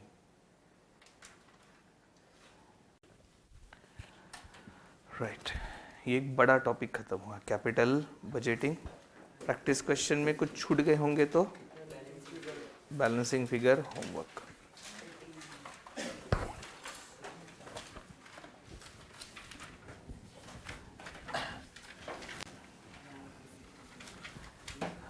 अब इसके आगे के सभी topic इस technique पर ही dependent है, इसलिए पहले आपको कैपिटल बजटिंग टेक्निक पढ़ाया, कैपिटल बजटिंग के पहले भी आपको टाइम वैल्यू ऑफ मनी पढ़ाया, क्योंकि आगे सब इसी का खेल है। अब हम पेज 185 पे हैं, risk analysis in capital budgeting, chapter 9, risk analysis in capital budgeting. ये फाइनल से लाया हुआ सिलेबस है, आपको पता है ना, कुछ टॉपिक वहां से आए नीचे, तो फाइनल से नीचे आया हुआ है ये पेज 185। पहले आप उसकी थियरी पढ़ लो, मैं फिर एक्सप्लेन करता हूँ। Just go through the theory written there on page 185।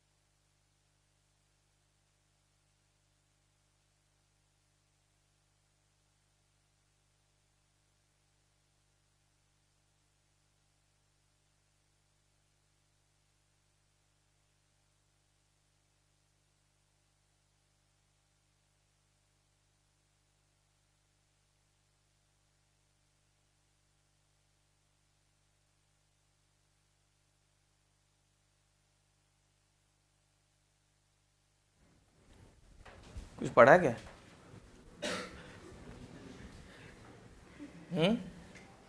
कुछ नहीं पढ़ा? एक तो पैराग्राफ था उधर और बाकी टेक्निक्स के नाम थे। टेक्निक के नाम पढ़े होंगे तो बड़े मजेदार मजेदार है, पढ़े ना? Probability, standard deviation, coefficient of variation, पढ़े क्या? डिसीजन ट्री मिले?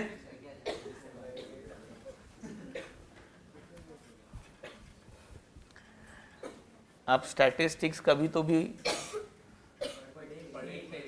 पढ़े थे, कुछ लोग तो पढ़े ही नहीं थे, डायरेक्ट वाले, डायरेक्ट एंट्री वाले, वो आ गया सब इधर।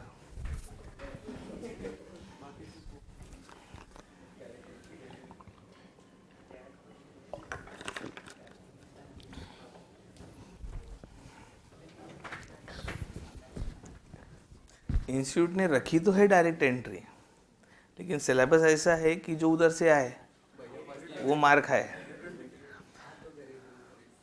तो रूट खोल के रखा है, वो रूट ही नहीं खोलना चाहिए एक्चुअली, मेरा तो ऐसा इरादा है, मानना है इंस्टीट्यूट की गलत पॉलिसी है। वो रूट से आने वाला फंसने वाला है, तो वो रूट ओपन क्यों रखा है? उसको ये सब लगने वाला तो है, स्टैटिस्टिक्स और मैथमेटिक्स दो के बगैर काम ही नहीं होता। तो ऑप्शन अननेसरी दे के रखा है, कुछ कंपल्शन होगा गवर्नमेंट का, because our institute is govern by the act of parliament, तो उनके भी रिप्रेजेंटेटिव्स रहते हैं, तो उनकी सुननी पड़ती है कुछ। तो उन्होंने बोला होगा नहीं ये भी रूट ओपन रखो, प्रैक्टिकली वाइबल नहीं, या फिर उस रूट से आए तो ये सब पढ़ के आना पड़ेगा। ये सभी टेक्निक पढ़नी है अपने को, हर एक टेक्निक पे एक एक क्वेश्चन तो कम से कम सॉल्व करेंगे अपन। हर टेक्निक एक एक दो दो क्वेश्चन, सभी टेक्निक पे वैरायटी देखनी पड़ेगी। ओके, अब फर्स्ट पैराग्राफ पढ़ा होगा तो आपके ध्यान में आएगा कि अभी तक जो हमने क्वेश्चन सॉल्व किए, सभी क्वेश्चन में फ्यूचर कैश फ्लोज थे जिसको हमने डिस्काउंटिंग किया और आंसर निकाले। ये कैश फ्लोज फ्यूचर के हैं, इसकी क्या गारंटी है वो फ्यूचर में कैश फ्लो उतना आएगा? क्या गारंटी है इसके? Is all prediction in future and predictions can go wrong. उसको कंसिडर ही नहीं किया हमने। तो बेसिक कैपिटल बजटिंग टॉपिक पे शायद ये अजम्पशन किया गया है कि what ever future cash flows you have anticipated they will actually be earned. But if there is an uncertainty relating to future cash inflows, then how you will consider it? So we have to consider that uncertainty in this topic. एक example लेते हैं। आपके पास दो proposals हैं investment के, ए और B. Proposal ए में पैसा लगाया तो 8% रिटर्न आता है, प्रपोजल बी में लगाया तो 15% रिटर्न आता है।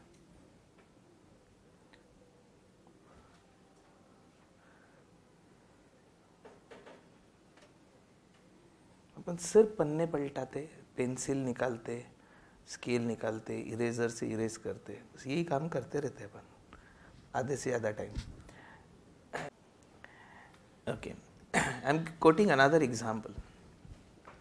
There are two investment proposals. Proposal A will generate 8% return. Proposal B will generate 15% return using capital budgeting technique. दोनों का IRR समझो यही है, internal rate of return. Which proposal is better? अरे क्या सोच रहे इतना? आप ये सोच रहे कहीं तो भी फंसाएगा ये व्यक्ति, ये सोच रहे आप। ज़्यादा होशियार व्यक्ति रहे तो ऐसा होता है प्राइमा फेसी कि पहले आगे का सोच लिया कि कुछ तो गड़बड़ है। Prima facie B is better, prima facie B is better, लेकिन फंसाऊंगा जरूर आपको। चक्कर ऐसा है कि ये जो रिटर्न्स है 8%, ये सर्टन है, ये मिलेंगे ही, क्योंकि ये बैंक फिक्स डिपॉजिट में रखा हुआ पैसा है। बैंक ने प्रॉमिस किया है, नेशनलाइज बैंक वो भी, कि 8% रिटर्न आएंगे। ये जो प्रपोजल था इन्वेस्टमेंट का, ये शेयर मार्केट वाला है। इसमें पास्ट रिकॉर्ड ऐसा बोलता है कि 15% रिटर्न आते हैं। अब फ्यूचर में आएंगे क्या नहीं, investment is subject to market risk. तो मैं गारंटी नहीं दे सकता। आ भी सकते, नहीं भी आ सकते, आते हैं, सब पास्ट रिकॉर्ड बोलता है। तो ये अनसर्टन है, 15% आते हैं, ये बात पक्की है, लेकिन अनसर्टन है, ये सर्टन है। ये जब मैंने एक्स्ट्रा इंफॉर्मेशन दी तो अब डिसीजन कैसे लेंगे?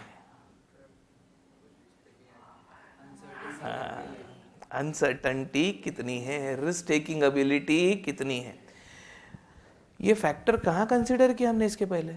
अभी तक के क्वेश्चन में तो कंसिडर ही नहीं किया आपने। तो आप बोलते रिटर्न ज़्यादा है या अच्छा है, एनपीवी ज़्यादा अच्छा है, तो ठीक है, यहाँ तक ठीक है। अरे भैया दोनों में, दोनों प्रोजेक्ट की रिस्क अलग अलग हो सकती है। अब जब ये इन्फॉर्मेशन दी ये रिस्क फ्री रिटर्न है और ये विथ रिस्क है, तो फिर सोचना पड़ेगा, बोलता है एग्जाम। अब मैं एक और इन्फॉर्मेशन देता हूँ, ये 15% रिटर्न आने के चांस 80% है कि 15% रिटर्न मिलेगा, इसकी प्रोबेबिलिटी है 80%। 20% शायद फेल हो जाए, 20% चांस है कि ये काम ना करे। ये एक्स्ट्रा इंफॉर्मेशन दी आपको। तो 15% रिटर्न का चांस 80% है, तो 15 का इंटू 80% का ना 12%, यानी मैंने 20% उसमें से हटा दिया। अब 12% से इसको कंपेयर कर सकते हैं।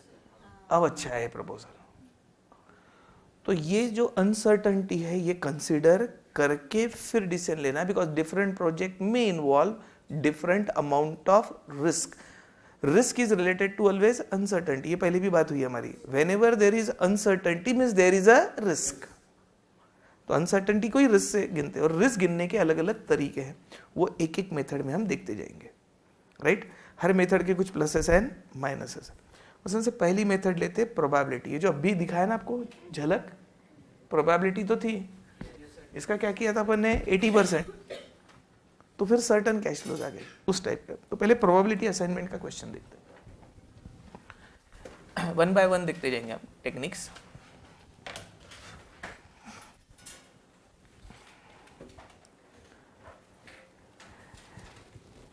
पेज 185 स्टैटिस्टिकल टेक्निक्स में प्रोबेबिलिटी असाइनमेंट, उसमें पैराग्राफ लिखा है, under this method the probability of different possible outcomes is given.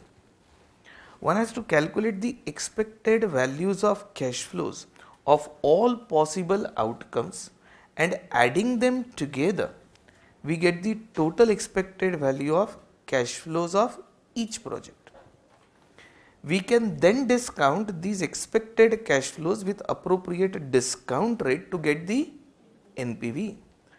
And the project whose NPV is higher would be selected. बाकी सब ठीक है, कुछ नहीं। आपको प्रोजेक्ट ए, प्रोजेक्ट बी, इसके फ्यूचर कैश फ्लोज दिए जाएंगे, लेकिन वो कैश फ्लो में कुछ अनसर्टनिटी है, तो उसकी प्रोबेबिलिटी दी जाएगी कि अगले साल में 2 लाख रुपए कमाऊंगा, लेकिन पॉसिबिलिटी है 70% ही चांस है कि मैं कमा पाऊंगा। यानी क्या दे दी? प्रोबेबिलिटी। सेकंड ईयर में 5 लाख रुपए कमाऊंगा, लेकिन प्रोबेबिलिटी है 60% कि मैं कमाऊंगा, ऐसी प्रोबेबिलिटी दी जाएगी। तो आपने क्या करने का, प्रोबेबिलिटी थ्योरी याद हो तो कैश फ्लो को प्रोबेबिलिटी से मल्टीप्लाई करने का, और वो प्रोबेबिलिटी अलग अलग इवेंट पे भी दी जाएगी कि ये पॉसिबल आउटकम हो सकता है, उसकी प्रोबेबिलिटी है, ये पॉसिबल आउटकम की प्रोबेबिलिटी है। प्रोबेबिलिटी को मल्टीप्लाई करेंगे तो आपको एक्सपेक्टेड वैल्यू मिलेगी। तो आपको पहले एक्सपेक्टेड वैल्यूज निकाल लेना है, फिर उसको रिस्पेक्टिव ईयर के डिस्काउंटिंग फैक्टर से मल्टीप्लाई करने का। क्या मिल जाएगा? Present value of inflow minus outflow. Outflow में कभी भी अनसर्टनिटी नहीं रहती, क्योंकि वो 0 डेट पे रहता है। तो आज की तो बात तो कर ही सकते हैं ना आप, आज में क्या अनसर्टनिटी है? अनसर्टनिटी कल में है, फ्यूचर में है। तो आउटफ्लो में कभी अनसर्टनिटी नहीं रहती। Uncertainty is related to future, right, because it is a predicted cash flow. तो कुछ नहीं, प्रोबेबिलिटी थ्योरीज पहले अप्लाई करने की, कैश फ्लो को पहले कन्वर्ट करने का, फिर डिस्काउंटिंग करके, फिर बाकी आंसर, बाकी नॉर्मल टेक्निक। एक क्वेश्चन लेके देखते हैं, सिंपल सा क्वेश्चन है, question number 1। The hypothetical company limited has given the following possible cash inflows for 2 of their projects X and Y, out of which one they wish to undertake together with their associated probabilities. Both the projects will require an equal investment of rupees 5,000, and the project life is चाहिए था उधर, of नहीं, is only 1 year. Of को ease कर दो। तो project life is only 1 year. अच्छा है, ज़्यादा नहीं काम करना पड़ेगा, 1 साल की लाइफ है, नहीं तो इतने साल का डिस्काउंटिंग ये करना पड़ता था। Use 10% cost of capital for calculation of NPV. You are requested to give your considered opinion regarding the selection of project। आगे डेटा दिया है,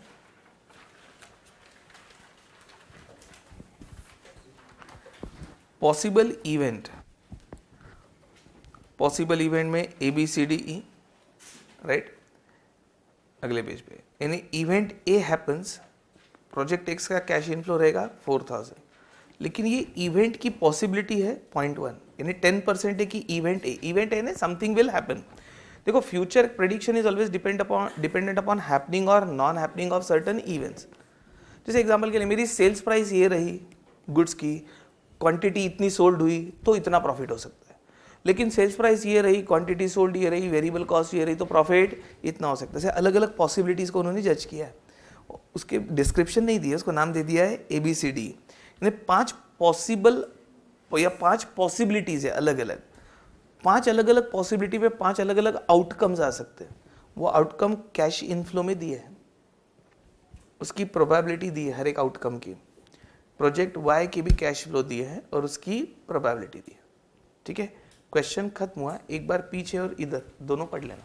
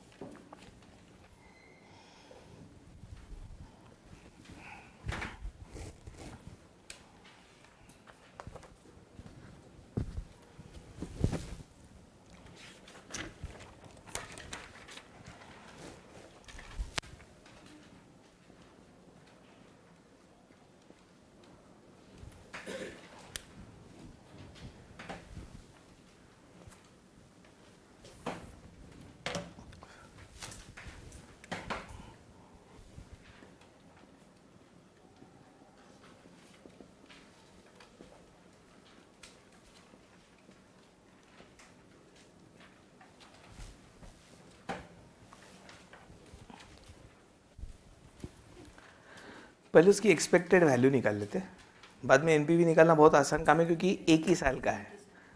नहीं, इसको एक्चुअली जनरली कम ईयर के लिए क्यों पूछते हैं, ये पहले साल के पॉसिबल आउटकम, फिर ऐसे दूसरे साल, ऐसे तीसरे साल। अभी 10 साल का प्रोजेक्ट रहा और हर साल में 5-5 ऑप्शन और उसमें 2 प्रोजेक्ट कंपेयर करना है, तो 1 साल के लिए 5 कैलकुलेशन, 10 साल के लिए 50 कैलकुलेशन, 2 प्रोजेक्ट के लिए 100 कैलकुलेशन, फिर डिस्काउंटिंग।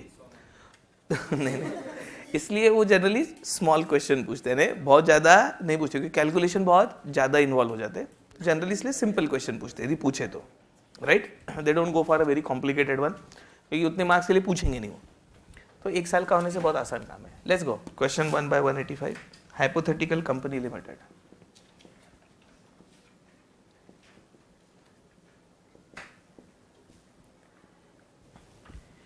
ये सब कंप्यूटराइज एग्जाम जब हो जाएगी, कुछ साल में होगी, कंप्यूटराइज तब पूछ सकते हैं।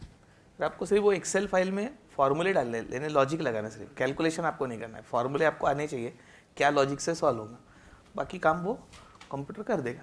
होगा ऐसा, लेकिन इंस्टीट्यूट के स्पीड से जो चल रही है इंस्टीट्यूट, ये कंप्यूटराइज एग्जाम आपके बच्चे अपीयर करेंगे। मेरे को जो स्पीड उनकी नज़र आ रही है, आपके बच्चे, आपकी इच्छा हो कि नहीं ये राइटिंग साला बहुत तकलीफ का काम है, अपने को तो कंप्यूटराइज ही देना है, तो तब तक रुकना पड़ेगा। हाँ, बच्चों के साथ देनी पड़ेगी एग्जाम, बोलना दोनों साथ साथ में पढ़ाई करते हैं। हाँ।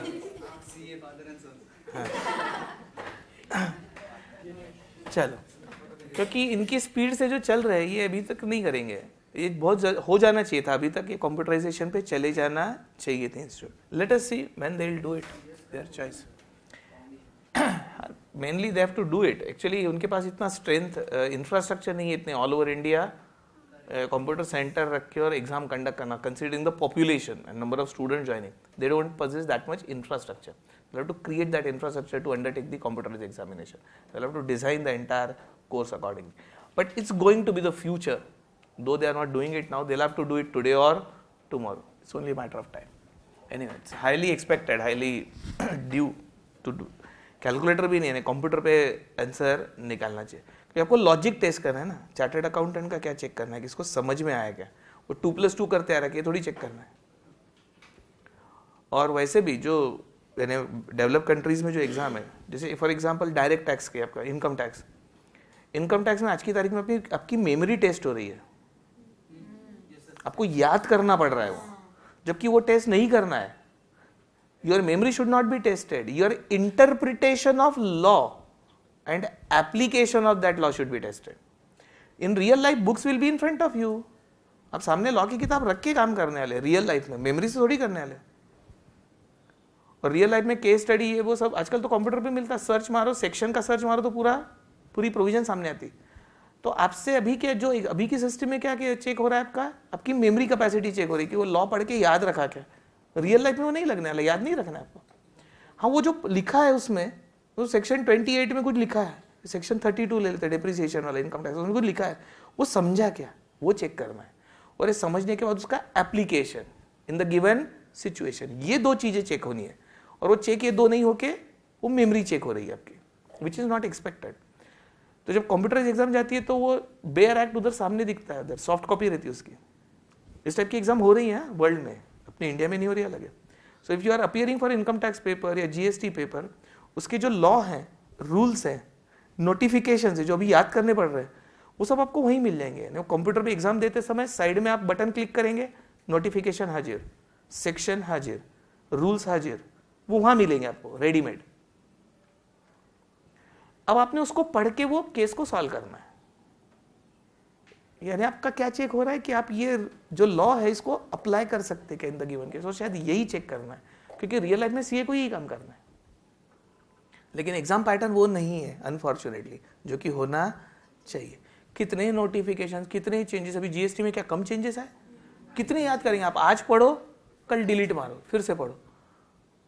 ह्यूमन कैपेसिटी के बाहर का काम है, ह्यूमन कैपेसिटी के बाहर का काम है. उससे भाई प्रोविजन यहाँ दिखाते रहो, हम उसका रेफरेंस ले लेंगे लेटेस्ट का, उसको पढ़ के हम वो केस सॉल्व करेंगे कि इस केस में क्या होना चाहिए. I hope you understood what I am saying. This is going to be the future way of exam, but they are unable to conduct such kind of exam. That is unfortunate part, and therefore you have to remember all the laws. Remembering of law is never expected from you. It is interpretation and application of law is expected. Anyway, अभी जैसे calculation करेंगे, calculator आपको कर करके वो सब figures निकालनी पड़ेगी, जबकि ये काम रियल लाइफ में नहीं करना है. आपको क्वेश्चन पढ़ के अप्रोच डिसाइड करना है कि किस तरीके से आंसर आएगा. बाकी कैलकुलेशन का काम कंप्यूटर करना चाहिए, होगा ये, लेकिन मैंने बताया कब होगा. तो अभी अपन क्लियर करो, बच्चे करेंगे तो. चलो जाने आ जाओ. हाइपोथेटिकल कंपनी लिमिटेड, नंबर 1 में लिख दो. Calculation of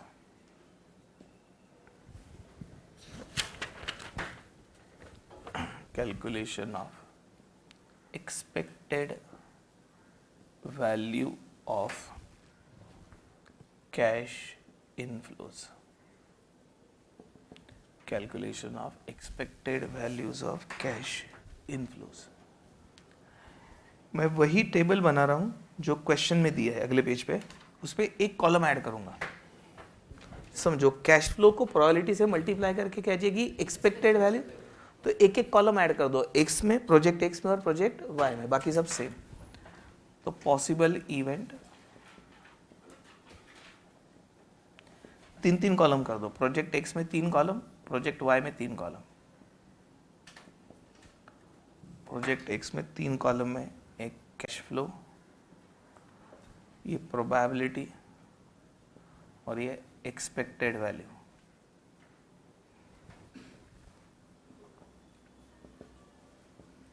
project Y 3 columns, cash flow, probability, expected value. दूसरे वर्किंग में हम एनपीवी निकाल लेंगे उसका.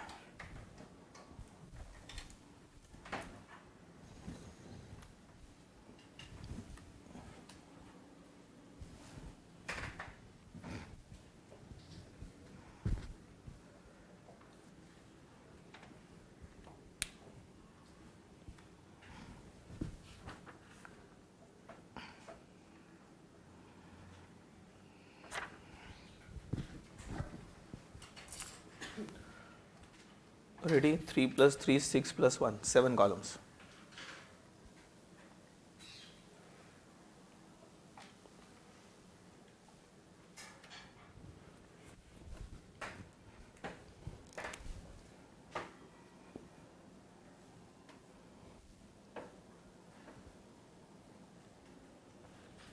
इधर ले लेंगे total BCDE.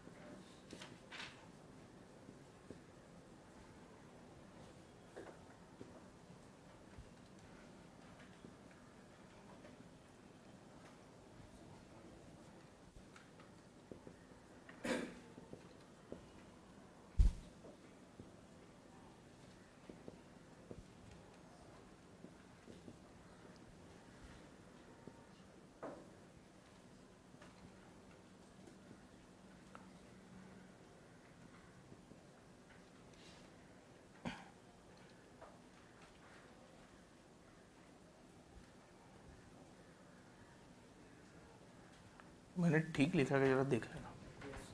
Cash flow into probability, cash flow into probability is expected cash flow और एक्सपेक्टेड वैल्यू टोटल. ये कैलकुलेशन ठीक है.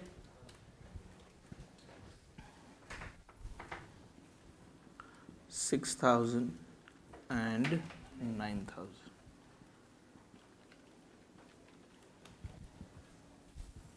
This is not the answer. This is just calculation.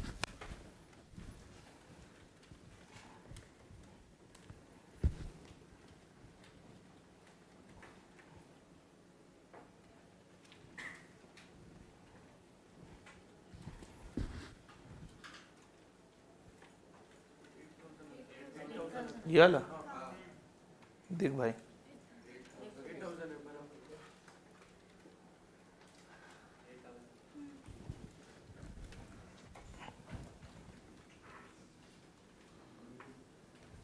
$8,000 अब ठीक है.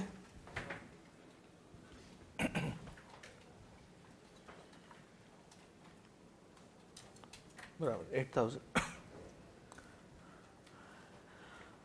ये कैश फ्लो फर्स्ट ईयर का हुआ. ऐसा बोल रहा था आपको, ऐसा 10 साल यदि करना पड़े तो कितना काम करना पड़ेगा, तो कितना बड़ा टेबल बनेगा.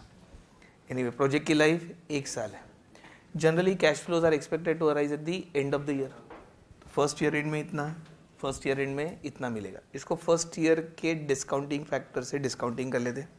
एक्सपेक्टेड कैश फ्लो को माइनस आउटफ्लो करते तो क्या मिलेगी, एनपीवी. एनपीवी निकाल लेते हैं. Number 2, calculation of NPV.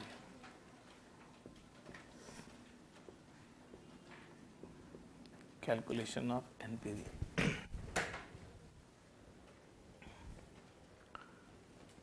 इधर फॉर्मूला लिख देते हैं.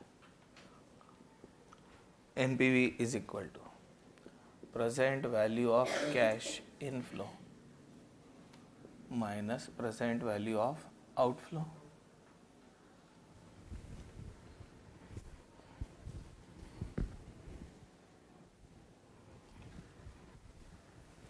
ये इनफ्लो निकालने के लिए एक फॉर्मूला लिख दो, इज इक्वल टू ये expected value of cash inflow, ये वाली लेंगे हम, expected value of cash inflow into discounting factor.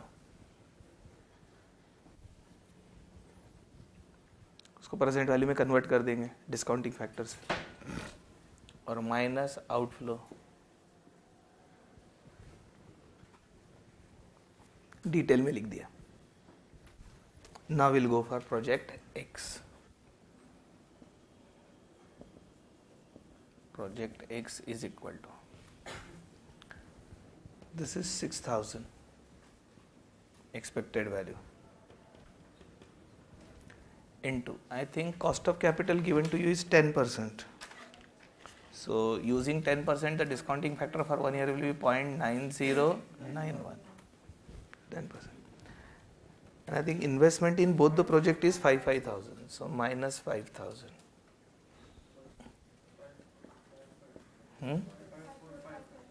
5455, is it? 5,455 for project X, and project Y is equal to this 8,000 into 0.9091 minus 5,000. So this is okay.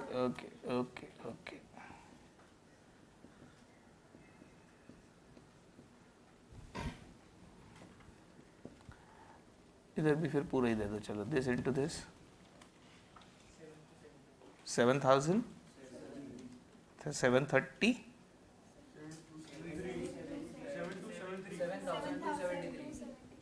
7,273 minus 5,000.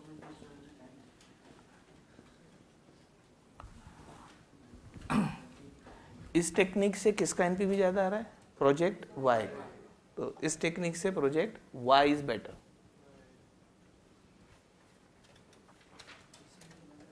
लिख दो decision. इस technique से, हर एक technique में आंसर चेंज भी हो सकता है. इसका डिसीजन लिखो, इस टेक्निक का probability. Decision considering higher NPV, considering higher NPV, project Y is considered to be superior. Project Y is considered to be superior.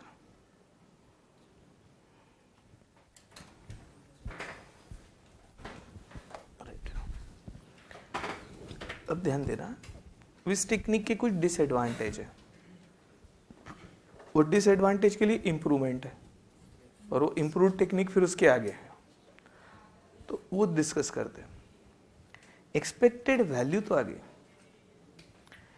लेकिन ये वैल्यू आने का जो चांस है या फ्लक्चुएशन है वो नहीं देखा अभी हमने. जरा ऑब्जर्व करना, थोड़ा स्टैटिस्टिक्स रिकॉल करने की कोशिश करना. ये कैश फ्लोज में आपको गैप कम दिखाई देगा, इधर देखो गैप ज्यादा है. इसको यदि रेंज के नाम से यदि आप जानते होंगे तो लोएस्ट और हाईएस्ट वैल्यू रेंज है 4 to 8,000 की रेंज है, यानी वेरिएशन इज बिटवीन 4 to 8,000. ये रेंज में वेरिएशन है. इधर रेंज इज 4 to 12,000, तो इसका वेरिएशन का चांस ज्यादा है. Probability of variance is higher. ये हमने इग्नोर किया, इसमें. तो इसमें फ्लक्चुएशन की रिस्क इधर ज्यादा है, इधर कम है. फ्लक्चुएशन होगा कैश फ्लो में, लेकिन इधर कंपैरेटिवली कम है इससे. ये फ्लक्चुएशन की रिस्क को इसमें मेजर नहीं किया है, तो उनका कहना है वो भी मेजर करना चाहिए, और वो मेजर करना चाहिए तो स्टैंडर्ड डेविएशन निकालना पड़ता है. अब स्टैंडर्ड डेविएशन की कॉन्सेप्ट को थोड़ा सा आज रिकॉल करेंगे, फिर कल एक्चुअली सॉल्व भी करना उसके question. Standard deviation, it is deviation from mean.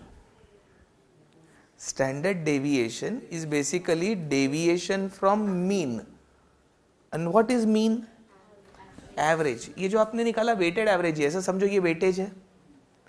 Probability को क्या समझो? weightage into value, weightage into value, तो ये weighted average ही आया. ये कुछ नहीं, आपका weighted average mean ही है ये. इसको हम treat करेंगे mean value. Naturally mean value will be between the range.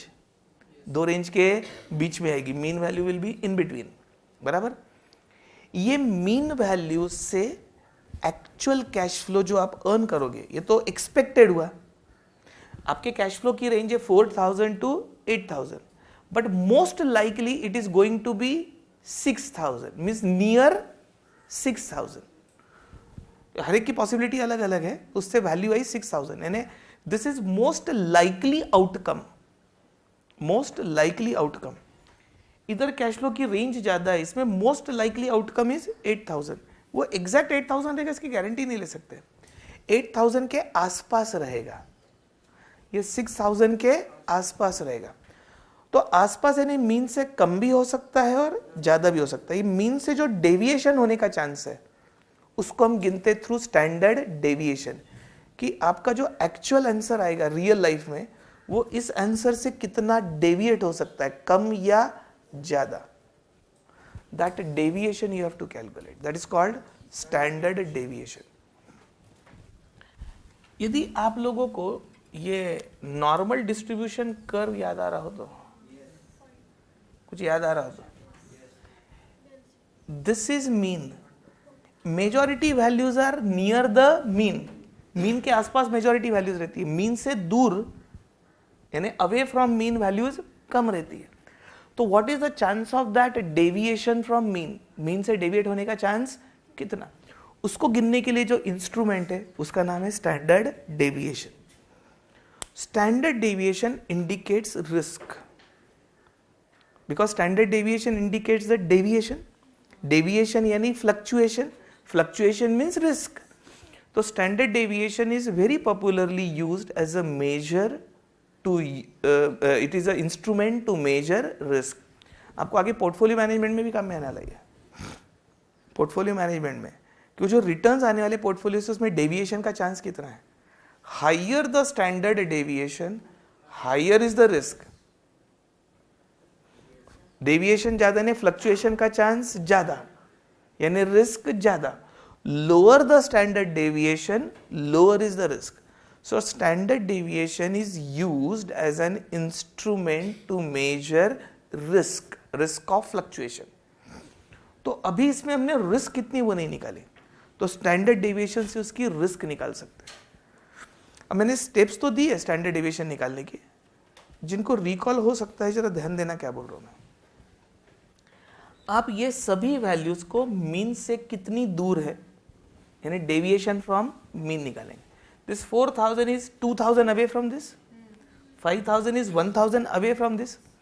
ये हम पहले डेविएशन फ्रॉम मीन निकालते हैं। डेविएशन फ्रॉम मीन निकालेंगे तो 4000 माइनस 6000 माइनस 2000 आएगा, 5000 माइनस 6000 माइनस 1000 है, ये जीरो हो जाएगा, 7000 माइनस ये प्लस आएगा। डेविएशन निकालते समय को प्लस माइनस में इंटरेस्ट नहीं रहता, सिर्फ डेविएशन में इंटरेस्ट रहता है, मीन से कितना दूर है। तो हम सभी डेविएशन का स्क्वायर करते हैं, स्क्वायर करने से सब पॉजिटिव में कन्वर्ट होते हैं, याद आएगा आपको स्टैटिस्टिक्स में जो। तो पहले ये वैल्यू में से मीन माइनस करके डेविएशन निकालेंगे, डी बोलते हैं उसको, सब कल लिखवा के दूंगा। डेविएशन का स्क्वायर कर देते हैं, राइट। अब इस क्वेश्चन में प्रोबेबिलिटी होने से हमको हर डेविएशन को उसकी प्रोबेबिलिटी से भी मल्टीप्लाई करना पड़ेगा कि वो डेविएशन की पॉसिबिलिटी क्या है, उसको हम बोलते हैं वेटेड डेविएशन। ये प्रोबेबिलिटी होने की वजह से एक एक्स्ट्रा कैलकुलेशन और करना पड़ेगा, या तो स्क्वायर्ड डेविएशन, पहले स्क्वायर्ड डेविएशन लेंगे उसको प्रोबेबिलिटी से मल्टीप्लाई करेंगे तो वेटेड स्क्वायर्ड डेविएशन मिलेंगे। और आपने पहले स्क्वायर किया था तो उसको बाद में स्क्वायर रूट करते, और स्क्वायर रूट किया तो आपको मिलता है स्टैंडर्ड डेविएशन। कुछ याद आ रहा तो एक्चुअली स्टैंडर्ड डेविएशन का स्क्वायर यानी वेरिएंस होता है, variance is the square of standard deviation, और वेरिएंस की वैल्यू का स्क्वायर रूट कर दिया तो you get standard deviation. And standard deviation बताएगा कि इससे फ्लक्चुएट होने का चांस कितना है, उससे रिस्क का असेसमेंट मिलेगा, वो देखेंगे। एक्चुअली मैंने वो सब क्वेश्चन लाइन से लगा के रखे, इस कैलकुलेशन पर स्टैंडर्ड डेविएशन बेस्ड है, इसी से निकालेंगे। फिर स्टैंडर्ड डेविएशन पर बेस्ड कोएफिशिएंट ऑफ वेरिएशन है, वो सब एक पर एक डिपेंडेंट कैलकुलेशन है। तो कल ये आपसे आंसर लूंगा मैं 2 and then we will go ahead.